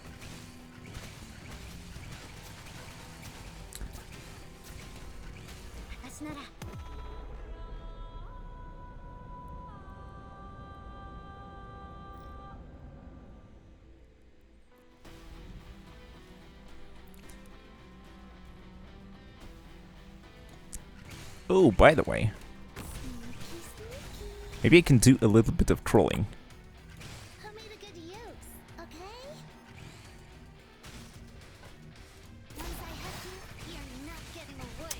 Apparently not. Maybe I should have upgraded her skill from moderately to significantly. But I thought her skill was already at rank 7. So it's like, I'm not sure what's up with that. Maybe if it's auto. Whatever.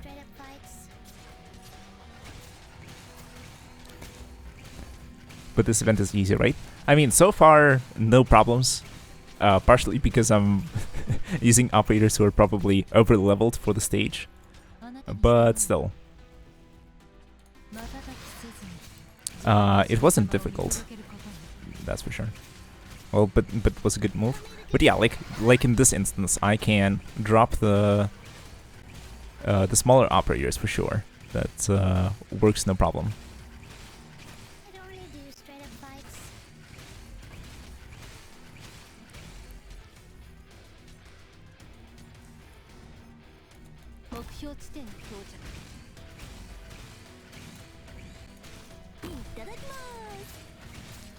Itadakimasu.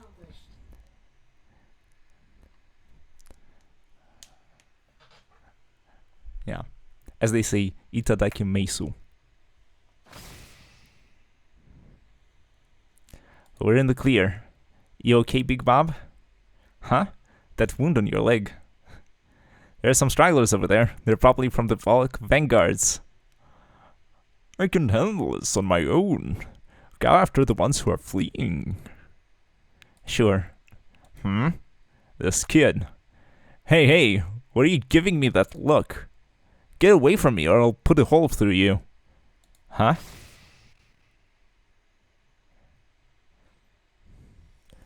You took care of them all?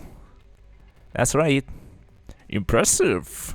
This kid's got talent. Arknights got talent. Stay here and don't move. I'll patch you up. It's fine. I can take care of myself. No means no. You saw it, right? You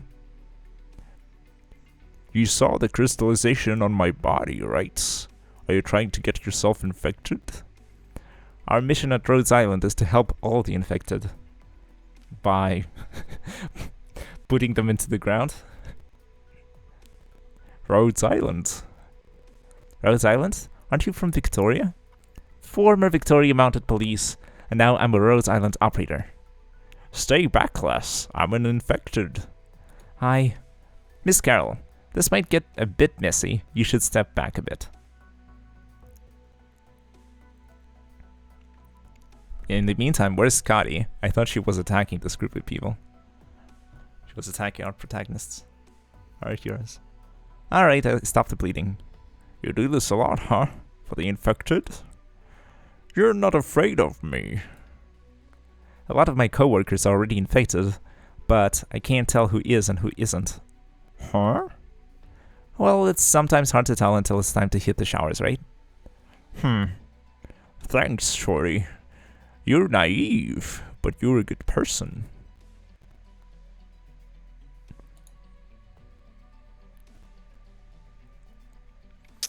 Yeah, maybe that's the reason why Big Bob is alone. Man, those guys were weak. Discrimination against the infected and all that.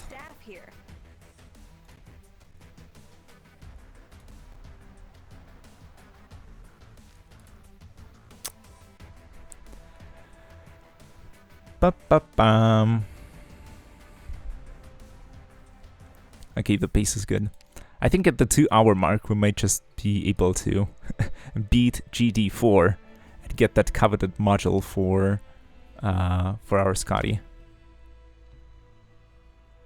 But let's see here. Even more reliable than death and taxes is the unpredictability of life. It even works on your friends, your enemies, and even your own beliefs. Truage. And also feels bad, man.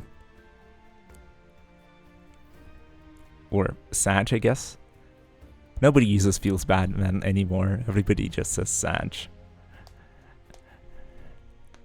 Okay, new mechanic. Eroded path. Operators deployed on these tiles have their defense reduced by half.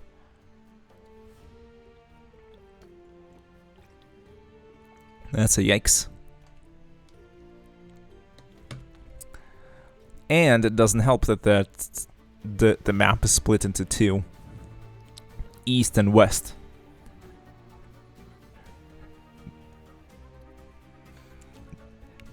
Just like just like Snake used to say. After World War II, the world was split into two. East and west. And he also used to say, Colonel, I'm trying to sneak around, but I'm dummy thick, and the clap of my ass cheeks keeps alerting the guards. But yeah, let me double check when the module. What do I need to do here? Clear side story GT4 with a 3-star rating. You must deploy your own Scotty and have Scotty defeat at least 2 loggers. I think it's doable.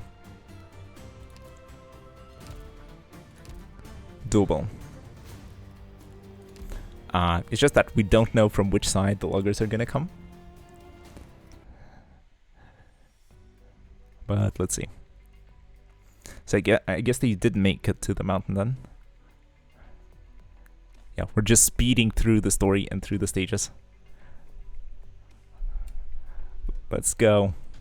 Clear. Visibility 14 kilometers. Mount Tirana Tunnel. We'll be safe until we enter. We'll be safe after we enter this tunnel.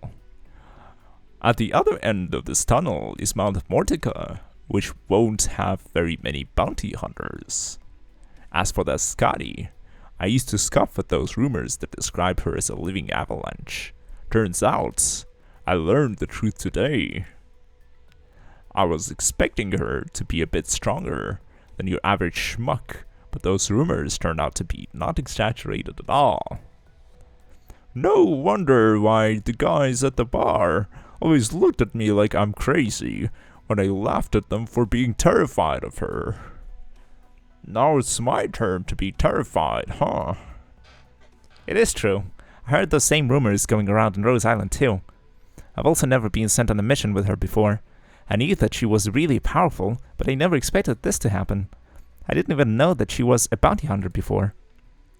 She's one of the most infamous bounty hunters out there. Now that she's also after the treasure, we're going to have a work cut out for us. I have no idea if the two of us will be able to beat her to it. If that's the case, does that mean my village... Don't worry. I think she'll drive the rest of the bounty hunters away. Though, she might destroy a few villagers in the process. I don't think she's here for the treasure. I can't let something like that happen. So, your Rhodes Island or whatever will hire just about anyone? Yeah, we're collecting strays. Big Bob from Tekken 7. Let's go. Just like literally anyone. Infected, not infected. If you can fight, and if you're interested in committing war crimes, it's just get on board. Orchid will make sure to file the paperwork.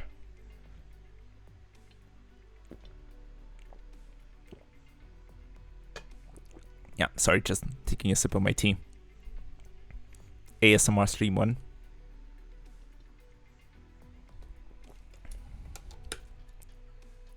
Anyways, I hope you're enjoying the story as much as I am. Because the base has been pretty good so far. There's action happening, and the the stages are actually related to what's happening in the story, which I don't frequently notice, or I frequently see the opposite, that the stages are completely disconnected from whatever's happening in the story segments.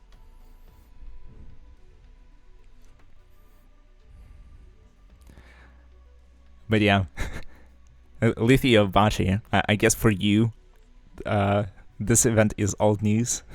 You've played through it years ago, and you probably know everything that's gonna happen. It's maybe not super interesting, not super exciting, but it is exciting for me. So maybe at least you like to hear the voice work, which is still kind of shoddy, but it is what it is. It's just for fun. I'm not a professional voice actor.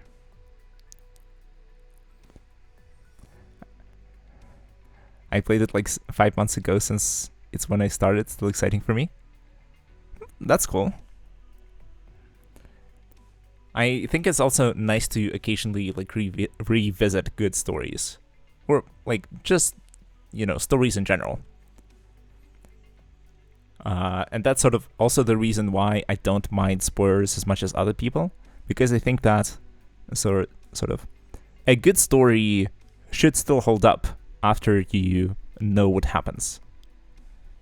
And many books become, or like certain good books become even better on repeat rereads because you notice more things. In particular, foreshadowing. Because on your first read, you don't know what's going to happen. And foreshadowing, it's sort of, from its name, it sort of gives you a hint of what's about to happen in the future. But since you don't know the outcome, you're not sure what to pay attention to, and certain things you might just miss. But once you know where the story leads, you can notice more and more of the signs earlier in the story. And you can sort of get a deeper appreciation for how the story develops. And the same thing goes for like certain ideas, because I don't know. Also, I imagine that sort of a good story character has some sort of a nuanced take on the situation that's happening in the story, and it's not like it's not black and white, where it's not like one-sided. Like their worldview is not limited to just, you know, being one key, a single idea, and being just that.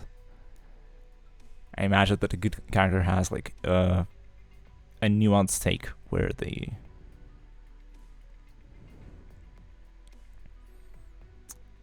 how do I describe it? I guess you know what I mean. Why do I have to explain the words nuanced take? I like nuanced takes. That's what I'm trying to say. Real world is not black and white. It's not even shades of gray. It's colors and sounds and physical things and smells. It's multifaceted.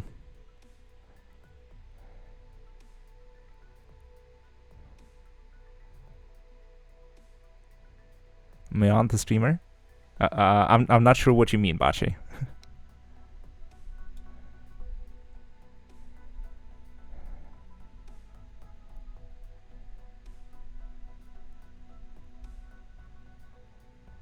I might be missing the joke here. I might not know the context.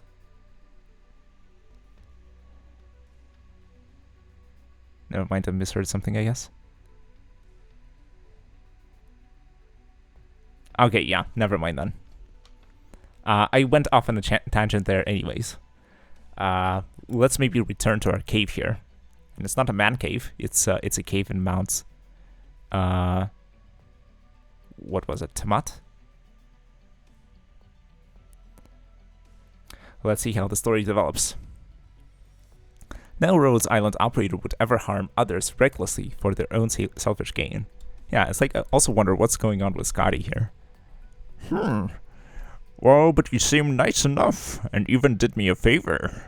However, the fact that your Rose Island is enabling Scotty, an entity who knows only destruction, makes me question whether your organization truly seeks to help the infected. Yeah, good point. You tell him, Big Bob. Furthermore, as someone stricken with apathy, I've never seen Rhodes Island do anything to help those like me.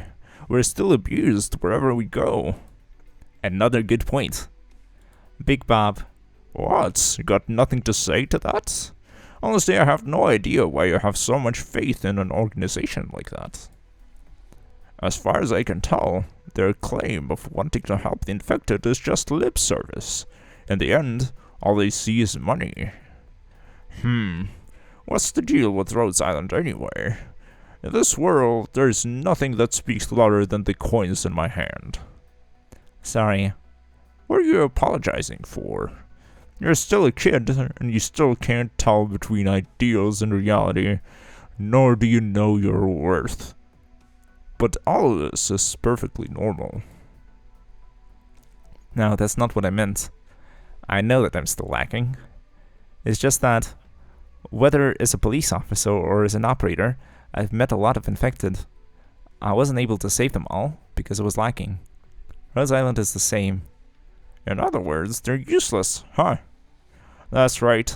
When the infected were slaving away underground, locked away in remote places or being killed for no reason, where was Rhodes Island?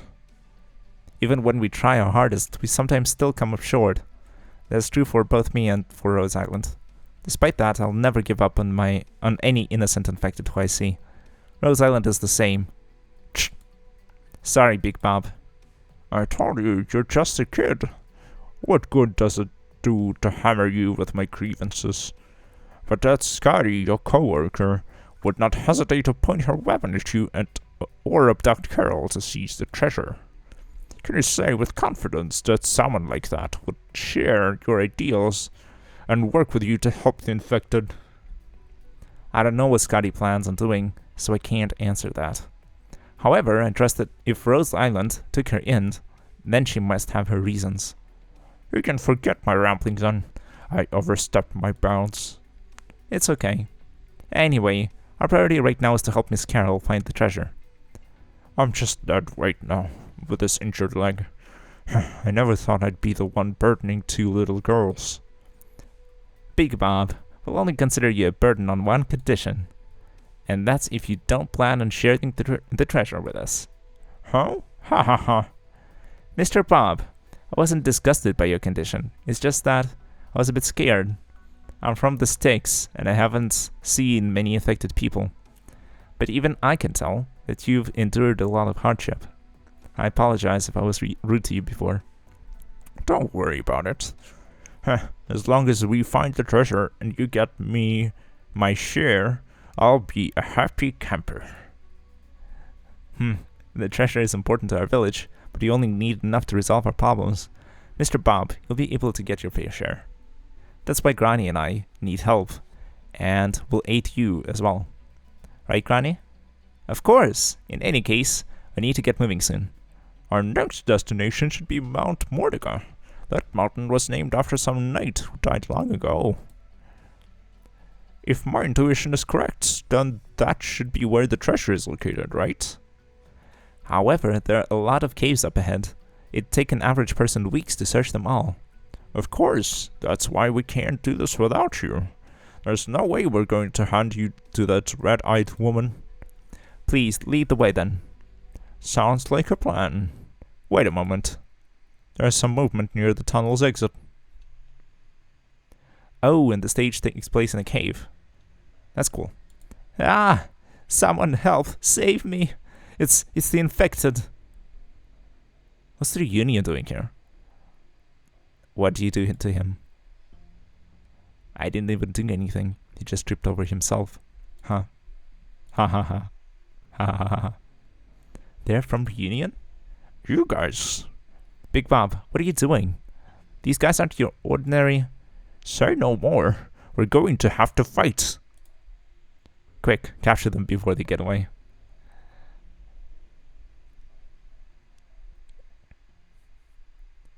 So many questions. What is Reunion doing here? What is Scotty after? Why is Big Bob leading the way even though it's Carol, or as I call her, Coral, who knows where to go? Okay, let me check the range tiles. Oh, all of these are good. Okay, that's good news. Then we'll probably be able to deploy, like, over here or over here. Where should we do this? Like, maybe let's go for a forward position.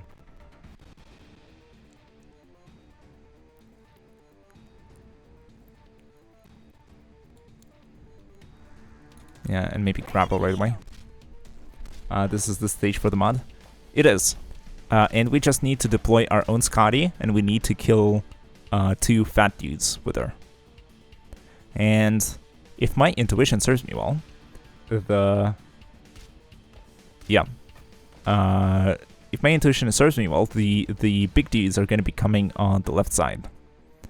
And so if I deploy Scotty here, she should be able to just hold the lane on her own.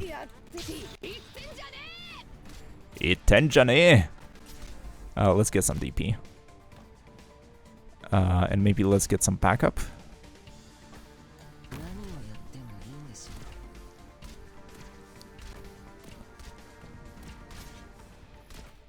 Yeah, especially if these guys are going to be coming through. It's definitely not ideal. Maybe I just put a pop car here and call it a day.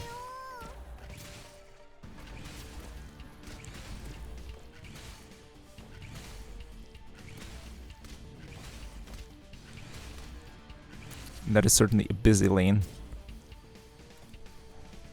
Thankfully, it's not Asia lane.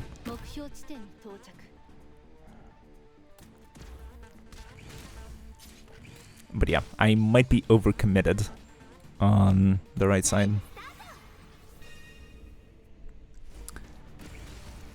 Yeah, let's start the talent show.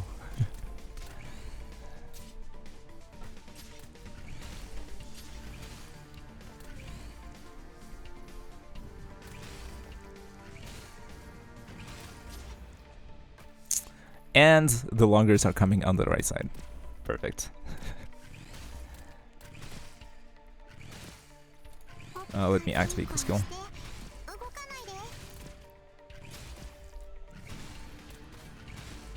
Yeah, and the 2 longers are here. If they are the only ones, then that's tragic.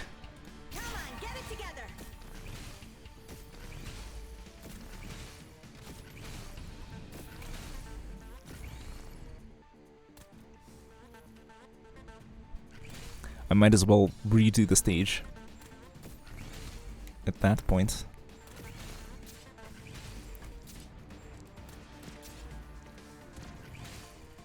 Yeah, left lane turns out to be this easy in comparison.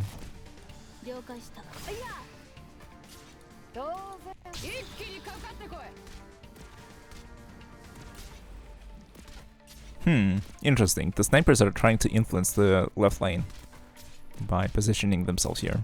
Would be able to attack units on the range tiles, and they're attacking the melee unit as well.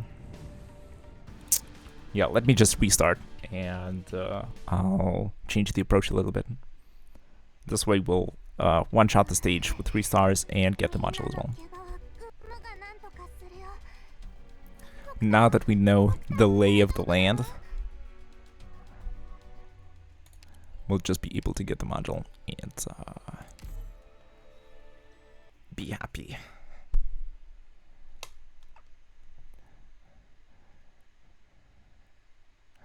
And we're 2 hours into the stream already, so this might also be a good point to call it a day. Yeah, it is what it is. Sorry that the stream is a little shorter than usual, but I hope it was still fun for you.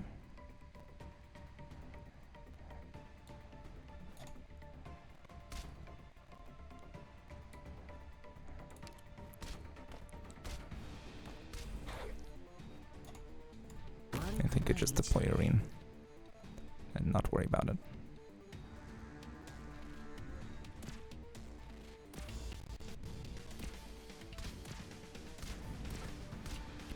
Maybe I can just deploy Yiddish instead of... Oh, Popcar has way more attack, so Popcar goes here instead. Sorry, I'm looking right now, kind of busy, more like a podcast for me. It's all good. It's almost intended to be a podcast, right?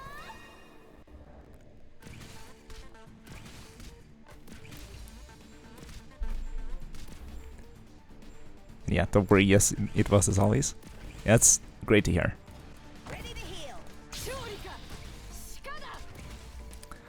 I am still looking for ways to improve the stream, so if you have ideas or suggestions, also let me know, because I'm curious.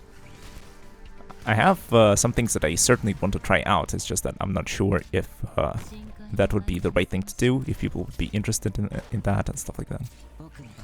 Would be definitely good to know. Because I remember that you guys asked me to create a Discord channel for the stream, and I definitely... I thought about it, and I think I'm just gonna do it. It's not too difficult, and since the channel is small, it should also require basically no maintenance, so we should be good on that front as well. Let me activate Sora skill. Yeah, so that's one thing that I can do. Another thing, I wanted to experiment with the layout for sure. I wanted to make myself a Neko Arc type VTuber. Still a custom one for sure. I don't want it to be literally Neko Arc. I want to maybe like make a custom model, spend a little bit of time. Could be a fun little project. I saw some videos on YouTube, people sort of explaining how they go about rigging up models and stuff like this. So it could be a fun little thing to do. That would be so cool. Yeah, maybe I can start with a training model. Like get something that's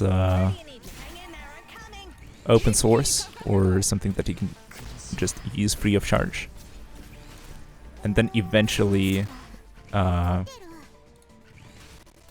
make it super custom. Oh, wait a moment. Wait a sec.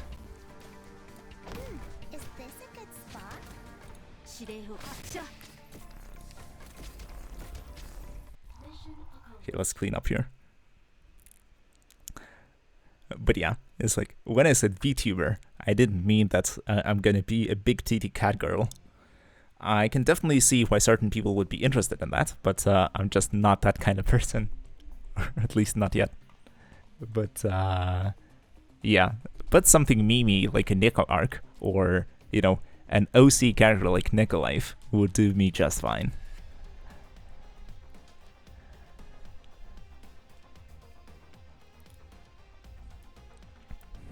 And then we can also maybe work on improving layout. Maybe I can put the chat on screen and make it part of the VOD, essentially.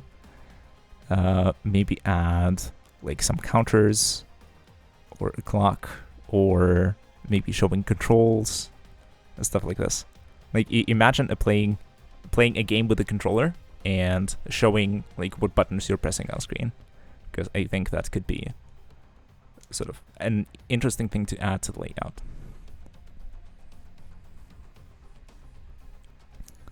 Bashi says, I'm coping.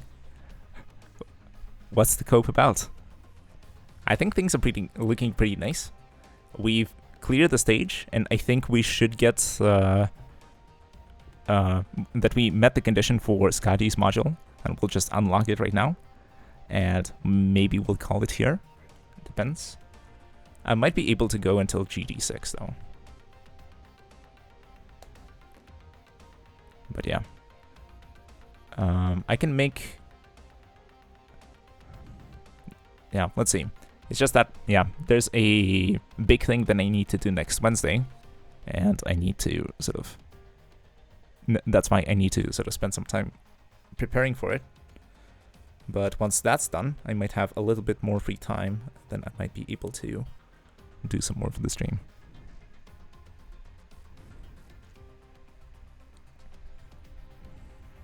Anyways, let's finish strong by reading the story and unlocking the module, and then I think I'm actually gonna call it.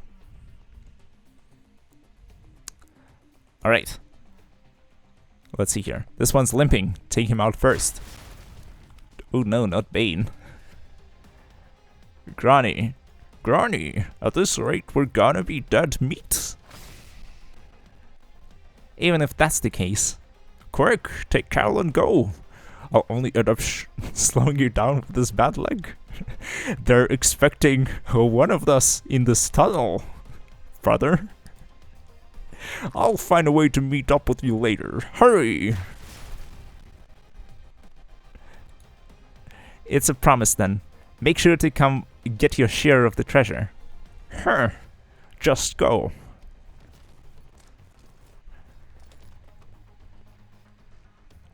They ran away. Alright, who wants to play?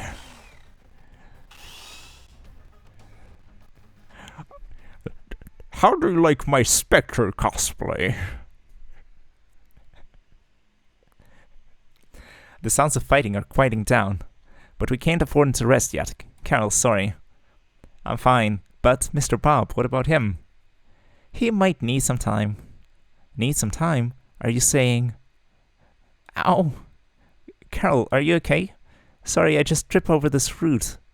Here, take my hand. Thank you. Oh, they're continuing to ship these two. Can you walk?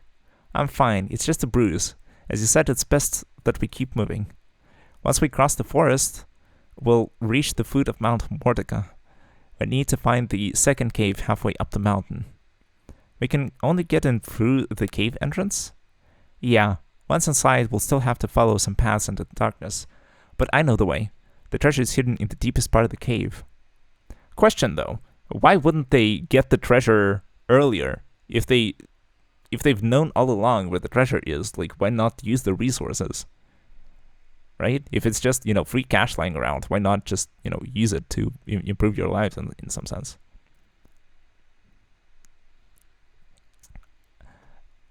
I don't understand.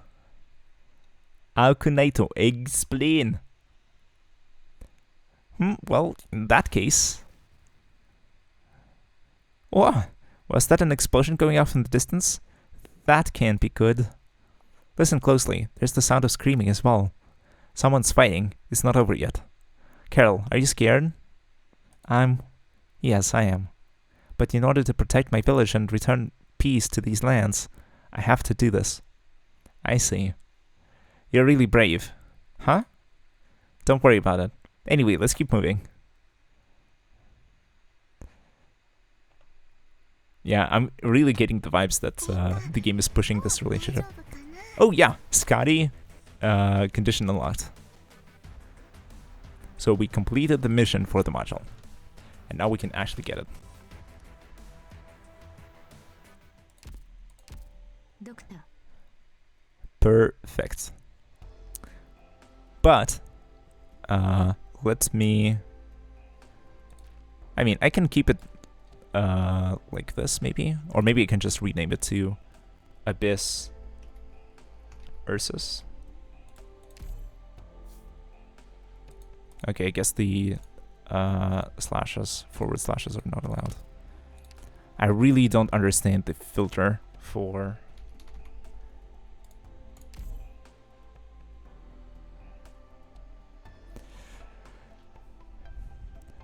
Yeah, like, just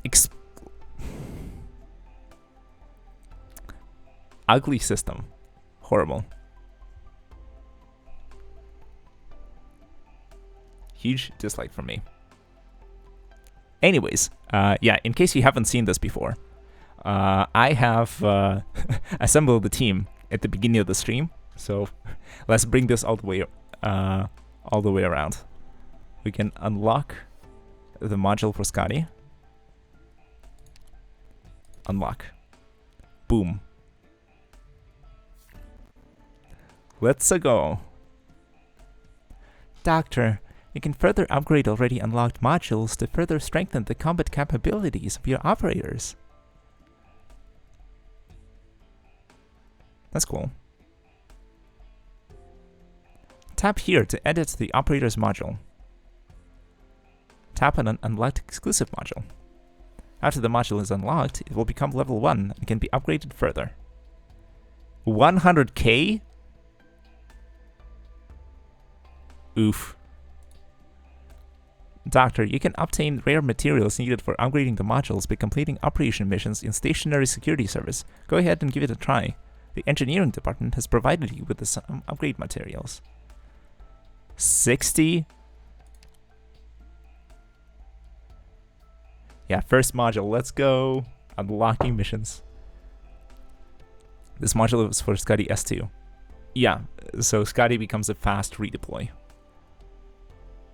I mean, we have the cash, so we might as well upgrade it, right? And then upgrade it again. Super expensive. Like, we just spent $220,000. But yeah, we get a huge increase to stats. And it's equipped. Cool, cool, cool.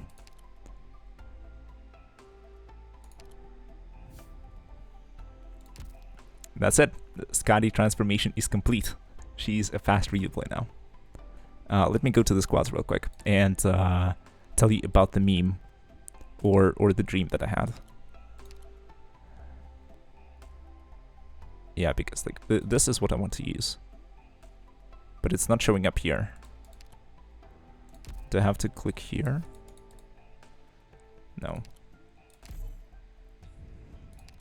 Okay, maybe I just redo the squad real quick. And let me catch up to chat real quick. If the Discord server happens to be created within next week, are you gonna make a random stream in the middle of the week to notify us, or just next Sunday? I think I might as well just do it next Sunday and share the link and add it to like the about section of the channel.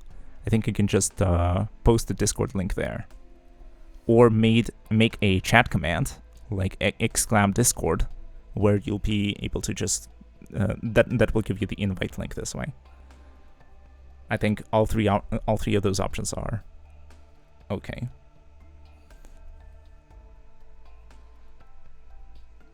But yeah, in terms of inviting people to the Discord, I don't think there's any rush, and I think it's not necessary to like do it in the middle of the week. So just be patient, don't worry about it, and it's gonna happen eventually, I promise.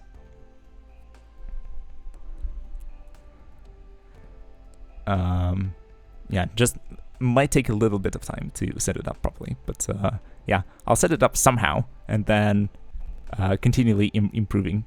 Yeah, it's all lies. I mean, like a politician, typical politician.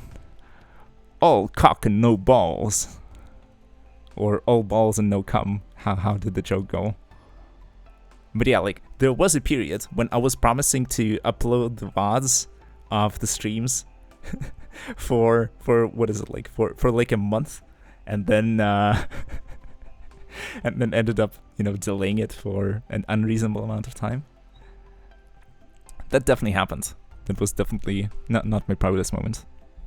But all the VODs are now up, so in case you want to catch up with some of the previous streams, if you want to enjoy the dig into the pilk, if you want to hear more voice acting, or me reinventing the story of the Venerable Winds event, I think it was, with Robot Changye and Batman Lin, then feel free.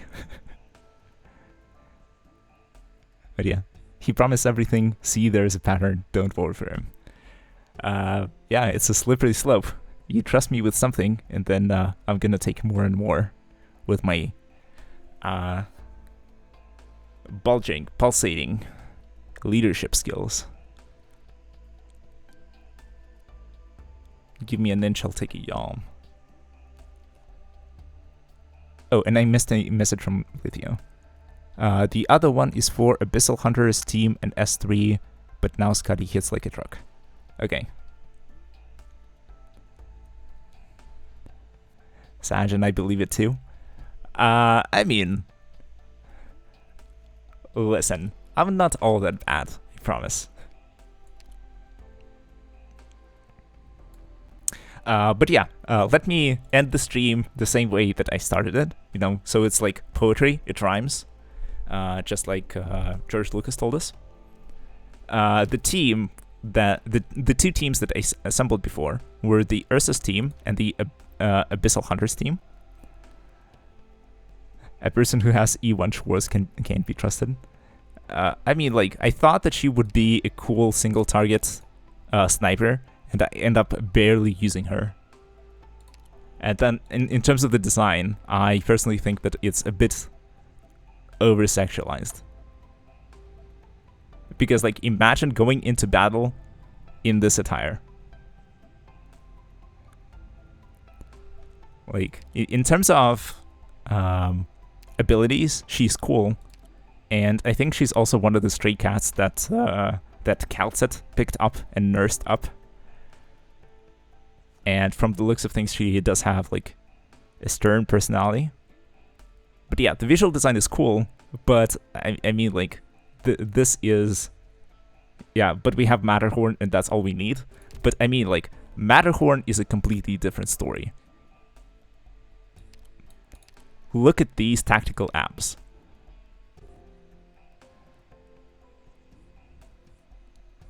And then he has a surfboard on him as well, which helps with his mobility. And in the other hand, he has, I'm not sure what it is, like a whip. It's for all the naughty boys and stuff. Anyways.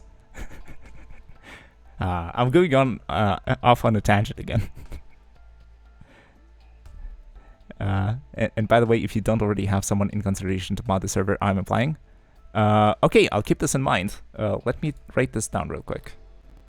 Or you'll have to remind me once the server is up. Okay, I'll have to remember it. Bocce Discord mod confirmed. Okay, Lithia says, I should look at those abs. Mm-hmm. And Smash says, well, Schwartz bow is heavy, that is why white clothes. Okay, in that case, that makes perfect sense. We're on the same page there. But yeah, in terms of the teams, you know how there's a team of Ursa students, right? And then there's Helliger, who's also sort of involved with, I think he used to be a general in the Ursa's army, right? And then there's, you know, just generally the race of Ursas, so like bears. And I wanted to collect a bunch of bears, it's just that, unfortunately, I don't have Eastina, and I don't have Absinthe. But I would add them here, if only I remembered how they function. If you can remind me, then we can definitely like add them to this team to make the meme, to complete the meme. But for now, like Gami and Zima are sort of the rest of the Ursa students team. Aurora is a bear, and then Udage is yeah, I call her Udage for the meme as well. It's supposed to be Utage, right?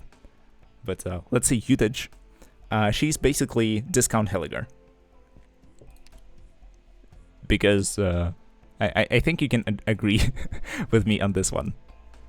Because of the Mushi class and because of the skill. Just make a dragon team. I'm not sure. Do I have any dragons? Okay. Imagine dragons. Imagine Dragon also works.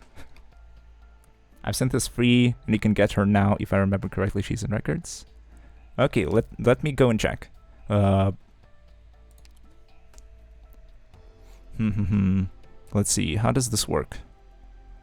Intelligence, I guess. Is this how we get her? But then I imagine she's probably in her event.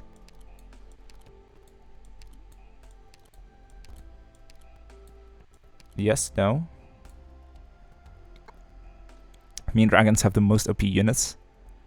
Special operations. Okay. I guess it's this one.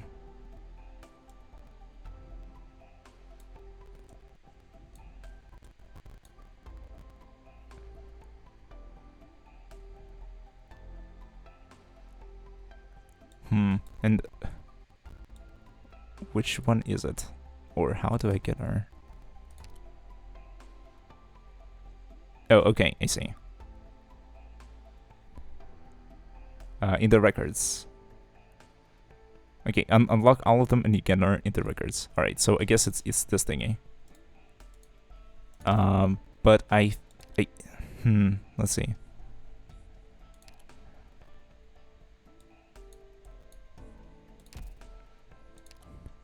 Yeah, this is very confusing. Like, this UI needs to be reworked. Like, this is a... yeah, call it a hot take. But, in my opinion, this UI is atrocious. It doesn't explain anything. Things are buried way too deep. I'm not sure where I need to click in order to get anything from here. So yeah.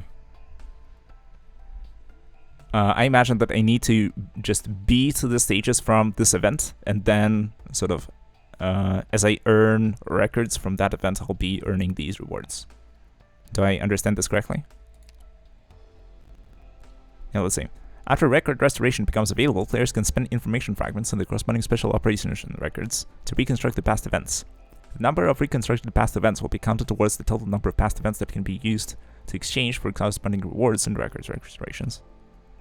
Operator's personal letter raises a specific operator to max potential. All of operator's tokens will be used in the meantime. If the operator is already at max potential, the operator's personal letter will be added automatically, and the operator's tokens will not be used. This tells me nothing. Those are the short events, and the story is like this, and you will see in the next event in today's. It will be like this. Okay, but how the hell do I earn the records, actually?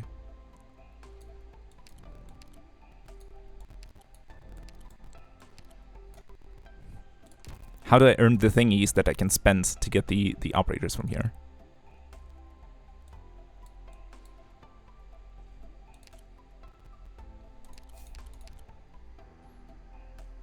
You buy them for red swords, 20 each. Okay, that is not obvious at all, because I would expect that you play through the event stages themselves and you earn the thingies. Okay, normally they are in the shop event.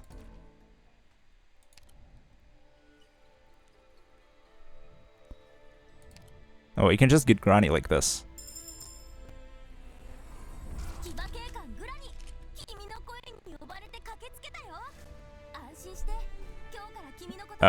Okay, completely randomly, we just get an operator. Because this is what I imagine it looking like.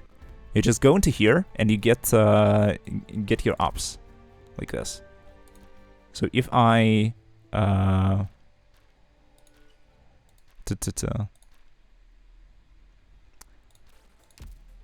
Where is the...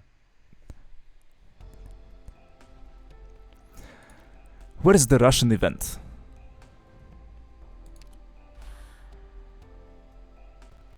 Okay, this is not what I'm looking for. Why is it leading me here anyways? What do you want from me?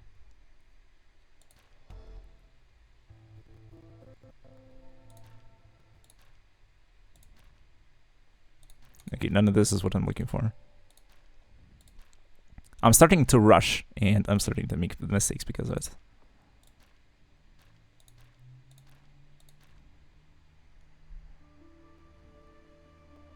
Archives on the homepage.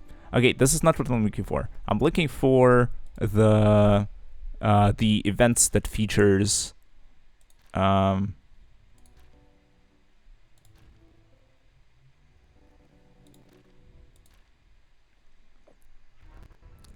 yeah, so the events that features the Ursa students.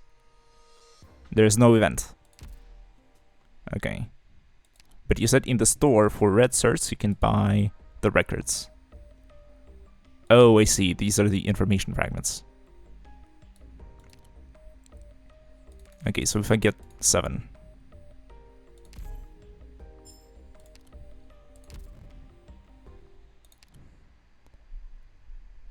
The short events are like that. All stories that you unlock. Okay. Okay, let me click through the buttons. Okay, can I go here? 2, 3, 4, 6, 7. So I can just unlock all of these things.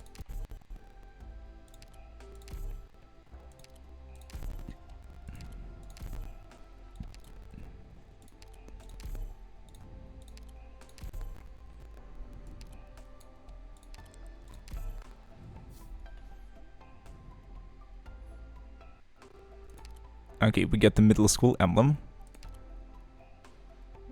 And we get absinthe.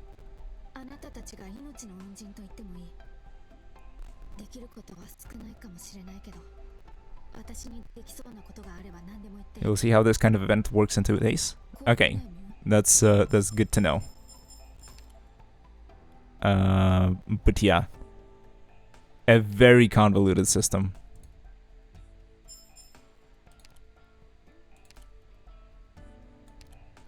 And I imagine that these are just visual novel-like stories.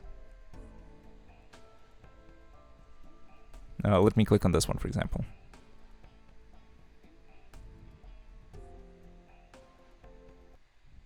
Yeah, okay, so this is a story segment. If I say skip, it gives me the summary and tells me if I want to skip or not. Yeah, because there's no story during event stages. Alright, but were the stages related to this event? Or were there no...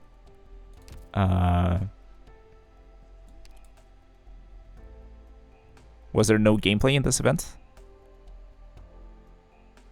Okay, I'll just... might need to look it up afterwards. But yeah, maybe Bashi explains it here. He posted a long read.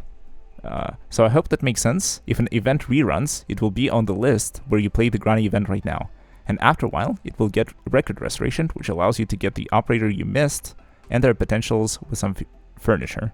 So if you play a rerun event in the future, and the operator and potentials are of someone that you want to use, don't buy them. But if it's the first run of the event, buy the potential so you can do that again in the rerun to get yellow certs.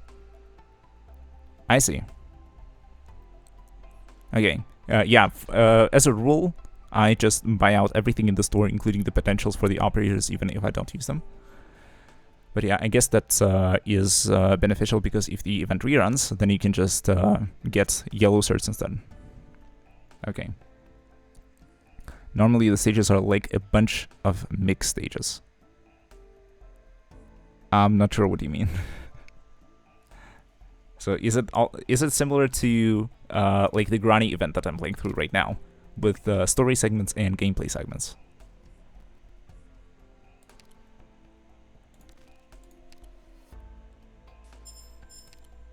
Okay, I'll finish this somehow. Doesn't matter. Oh, unlock any module. Let's get the 20k. And we upgraded it 3 times, so we get a refund. A small refund. All right. I'll restart the PC real quick, be right back. Alright.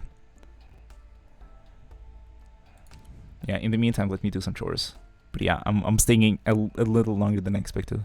But yeah, still, 3 hours is less than 4 hours or 5 hours than that I streamed before. But yeah. They're not event correlated, not like Grani. Imagine 8 stages, like 8 different maps with no story, just a mix.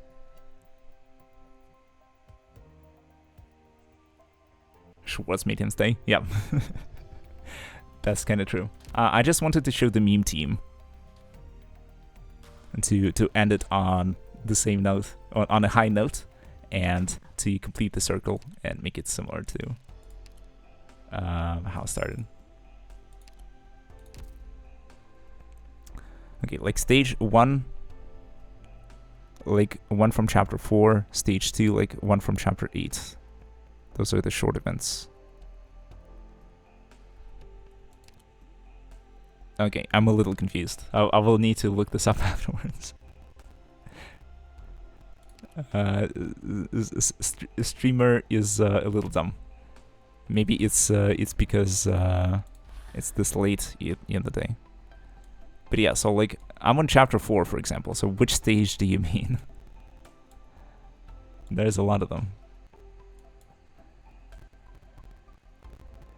Because I know that there are sometimes stages that feature no story whatsoever, like the resource stages, for example. But there's also maybe some of the main stages that don't offer any story segments. No, man, that was just to explain. Okay, not gonna lie, I'm a little lost. And also, let me sort of see, what does this button do? What do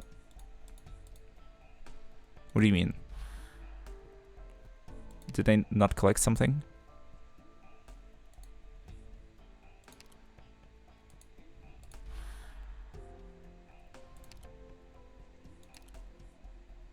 And I completed everything here.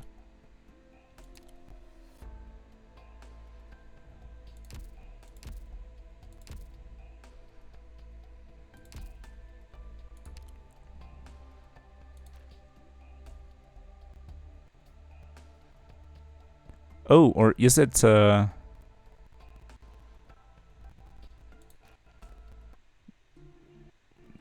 what's it called?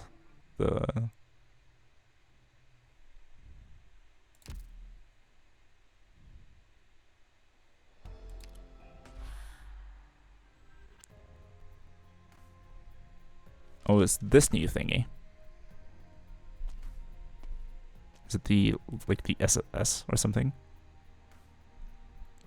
Here's the worksite's environmental survey report, as well as the diagrams the company gave us. These are the formal memoranda of understanding. We've made some adjustments here and there, so you will have to take another look. Okay. Hi, Doberwoman. How smoothly did things go? I've done disaster monitoring work for these two companies before, so you could say we know each other well enough. They were very helpful too. They prepared all the equipment we needed for the environmental survey and assigned guides to us for the entire trip. It's when we had to sign the contract that they started to give us a little trouble. They wanted all these additions and annotations. I didn't know how to deal with that at all. I can't seem to imagine you at the negotiating table. Fortunately, Ceylon was there with me. You have the negotiation technique classes I had to take at the Victoria National University to thank. It's a good thing that I didn't skip any of the lectures. Well, Doctor, it's about time we got your feet wet. That's what she said. I just sat down. Doctor, we need you to take charge of the stationary security service related affairs. It's what we voted on last time. You voted? Oh, you weren't here last time. In that case, let's take the vote again now. Amia voted for you, as did I. Yes, Dr. Doberman, maybe we should explain the situation to the doctor first. Doctor, you can think of this as Rhode Island expanding into a new business vertical. Oh, amazing. We're also earning cash on the side now. We're graduating from war crimes to business. We're going legit. We've received a lot of requests to provide security support from various companies, such as the Tauron and Iron Carrot mines. Iron Carrot mines? What the hell? That Ceylon El Neohard conducted surveys on. Tauron mine is one of Count Vincent's many businesses. The area around County Tauron is pretty busy, and the rioters seized an opportunity to take over the mine. What the hell does this have to do with us?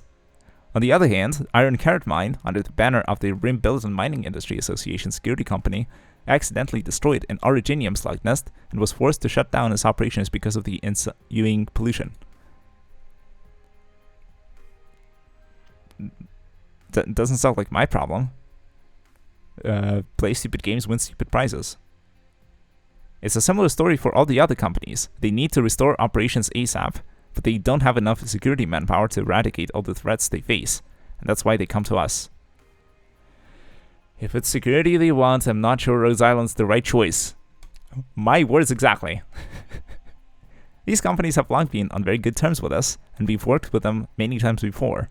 In addition to providing periodic aeropathy medical treatment and disaster relief support, we should also assist them with their security issues to strengthen the trust between us. So we're working for exposure now, are we? There are no downsides here. It's a win-win. And Doberman says that, oh, you should learn negotiation skills. A significant percentage of Rhode Island's operating cash flow comes from our projects with these companies. Okay, and they have also been providing us all kinds of assistance and support for our work in the area. Now this makes sense. There's one more thing to consider. To improve our operators' combat abilities, we have to keep upgrading their modules and equipment, and that requires a huge amount of rare resources. Quite a few of the companies are involved in these industries, like the Vincent's refinery. Okay. Doctor, per our memorandum of understanding with them, they're willing to provide the resources we need for our modules as part of the remuneration for our stationary security service. Stationary security service? It's the formal name for the security support service. Rhode Island will station combat operators at the designated areas to clear potential threats and provide security guarantees to the companies. Okay, now this sounds a bit more reasonable. We're not working for exposure, we're actually getting some resources out of it and money. So, alright. Doctor, it'll be much easier for Rhode Island to cooperate across Terra with these companies, speaking on our behalf and making the proper introductions. More importantly, Ceylon bought us an understanding with the companies. The stationary security service will serve as the foundation of our collaboration. We will get to provide the local infected the help they need. Even though it was only added to the memoranda of understanding as footnote, it's more than enough for us to work toward this partnership. What do you need me to do then? You will be in charge of all affairs related to the stationary security service and command our forces at the dispatch location. This doesn't sound all that different from what I usually do. Doctor, the stationary security service is a little more complicated than our normal operations. Based on what Ceylon and I learned on this survey trip, these companies' work sites are all typically deep underground and have complicated terrain and varying levels of pollution. Because of these unique environments, your command and deployment will see severe limitations. Okay, so challenge mode. Aside from the companies that Ceylon has assigned on during the survey trip, we're also getting requests in a similar vein elsewhere, not just from Rim Bilton in Victoria, and not just mining companies. Of course, we'll scrutinize their credentials. Going forward, stationary security service will become one of Rhode Island's regular, routinely updated services. Having to travel to these complicated combat environments and adjust to this new mode of battle will prove to be a challenge for our operators. They need a calm, flexible commander who knows how to adapt to the situation, and you're quite a professional when it comes to that. Oh, now they're gonna sweep me up. You're goddamn right. I'm a pro. Alright, I guess we wanted to help these people after all. Ceylon, I finished reading the documents. Everything looks good. In that case, please sign each memorandum. I'll send them back to the companies when you're done. Okay. Ceylon, Leonhard, thank you for your work. Please get some rest. Doctor, would you like to have dinner together? Oh, now it's a date as well. There's still more details that Instructor Roman and I need to go over. There's still more than enough time for us to prepare. Sure thing, sure thing, sure thing.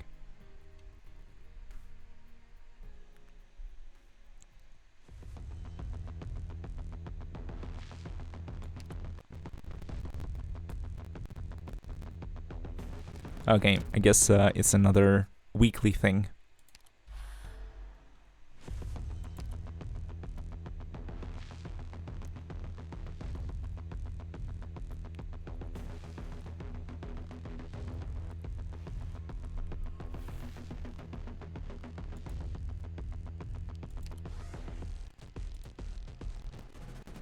And you get a limited amount each month.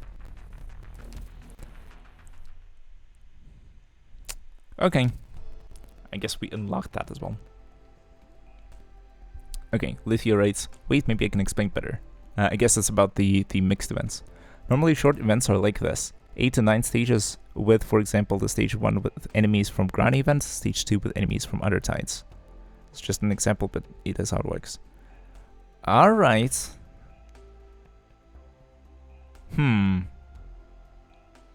Okay.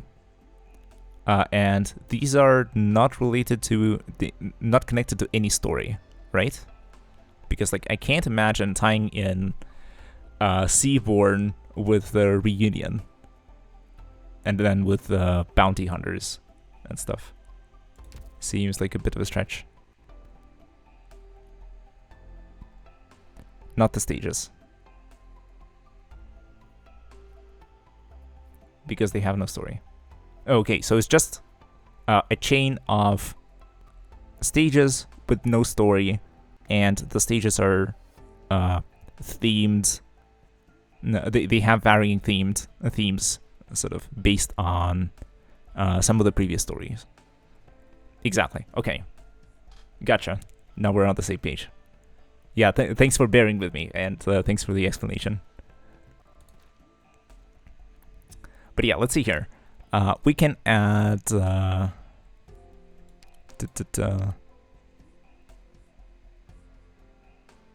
is it? I thought we got absinthe.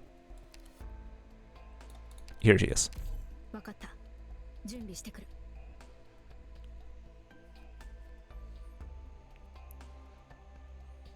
No, I'm so sorry. I mean, you don't have to apologize. It's alright. My English sometimes is not that good, and I try my best. It's all good, man. It's like many people mention online. It's like, if you can speak more than one language, you're already ahead of many people. And so don't apologize for speaking it badly. But wanting to improve is still important. And I totally support you wanting to get better. And the important part is that in the end, we understood each other. And if communication happened, then you reached your goal of using the language. It's just that the more you do it, the more efficient at the communication thing you become. It's a bit of an abstract way to explain it, but I hope you get what I mean.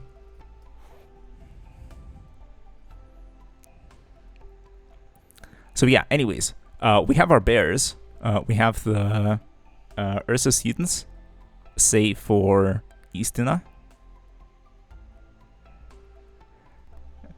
Thank you, appreciate that. Always welcome. So, I wanted to end the stream strong about half an hour ago, so might as well do it now. I also try to sort of work on being brief and to the point. So, the two teams that I wanted to use is the team of bears. I will get more bears eventually, Lingzima and others. For now, I have these four, plus Utage, who's a discount Helliger. And the second team that I was interested in is Abyssal Hunters. For now, I have Skadi and Spectre, but there are a bunch of other operators who belong to the Abyssal Hunter family. And that's why we're adding Irene, who's supposed to be Irene. We're adding... give me a sec. We are adding Rope, who's supposed to be Gladia. Or, like, imagine that this is Gladia. We're adding Sora, who is a cheaper version of Skadi Alter. And... is this it? No. We also need our Spectre Alter, which is Popcar. Oh, and I almost forgot. There was one Abyssal Hunter who everybody forgets about, and it's the Sniper Girl. And Firewatch is basically her. I forgot her name, but if I just scroll up a bit, I might find the message.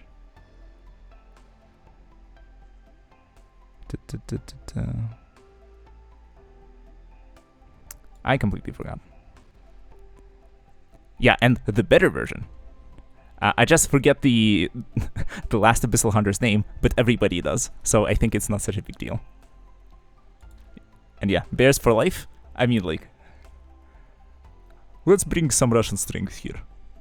Andriana, exactly. So yeah, it's like, why not play with some maybe units that you enjoy using? And it's like, it's not that these units are bad, it's just that some of them might be a bit more situational than others, and their Abyssal Hunter version might be significantly stronger or significantly weaker than what I already have, but it's all in good fun. So anyways, I guess this $2 million will have to wait for another day, but we did finish half the event in 3 hours instead of 4, so I'll consider it a win. And then the actual playtime was closer to 2 hours, I think, because I switched to playing the event about half an hour into the stream, and I finished, I finished the last stage also about half an hour back, if not more. So yeah, maybe next time we play the GT event, Grani's Treasure, to the very end,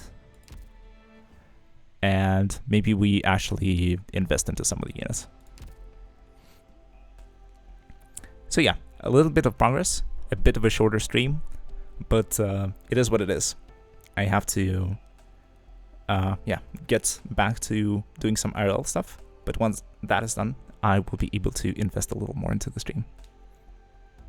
Yeah, and if you have any suggestions for what you want to see, or if you want me to do something in particular, in addition to, like, aside from the things that I already want to do, like the Discord and the NECA version of Life as a VTuber, an OC VTuber, GetaLyfe.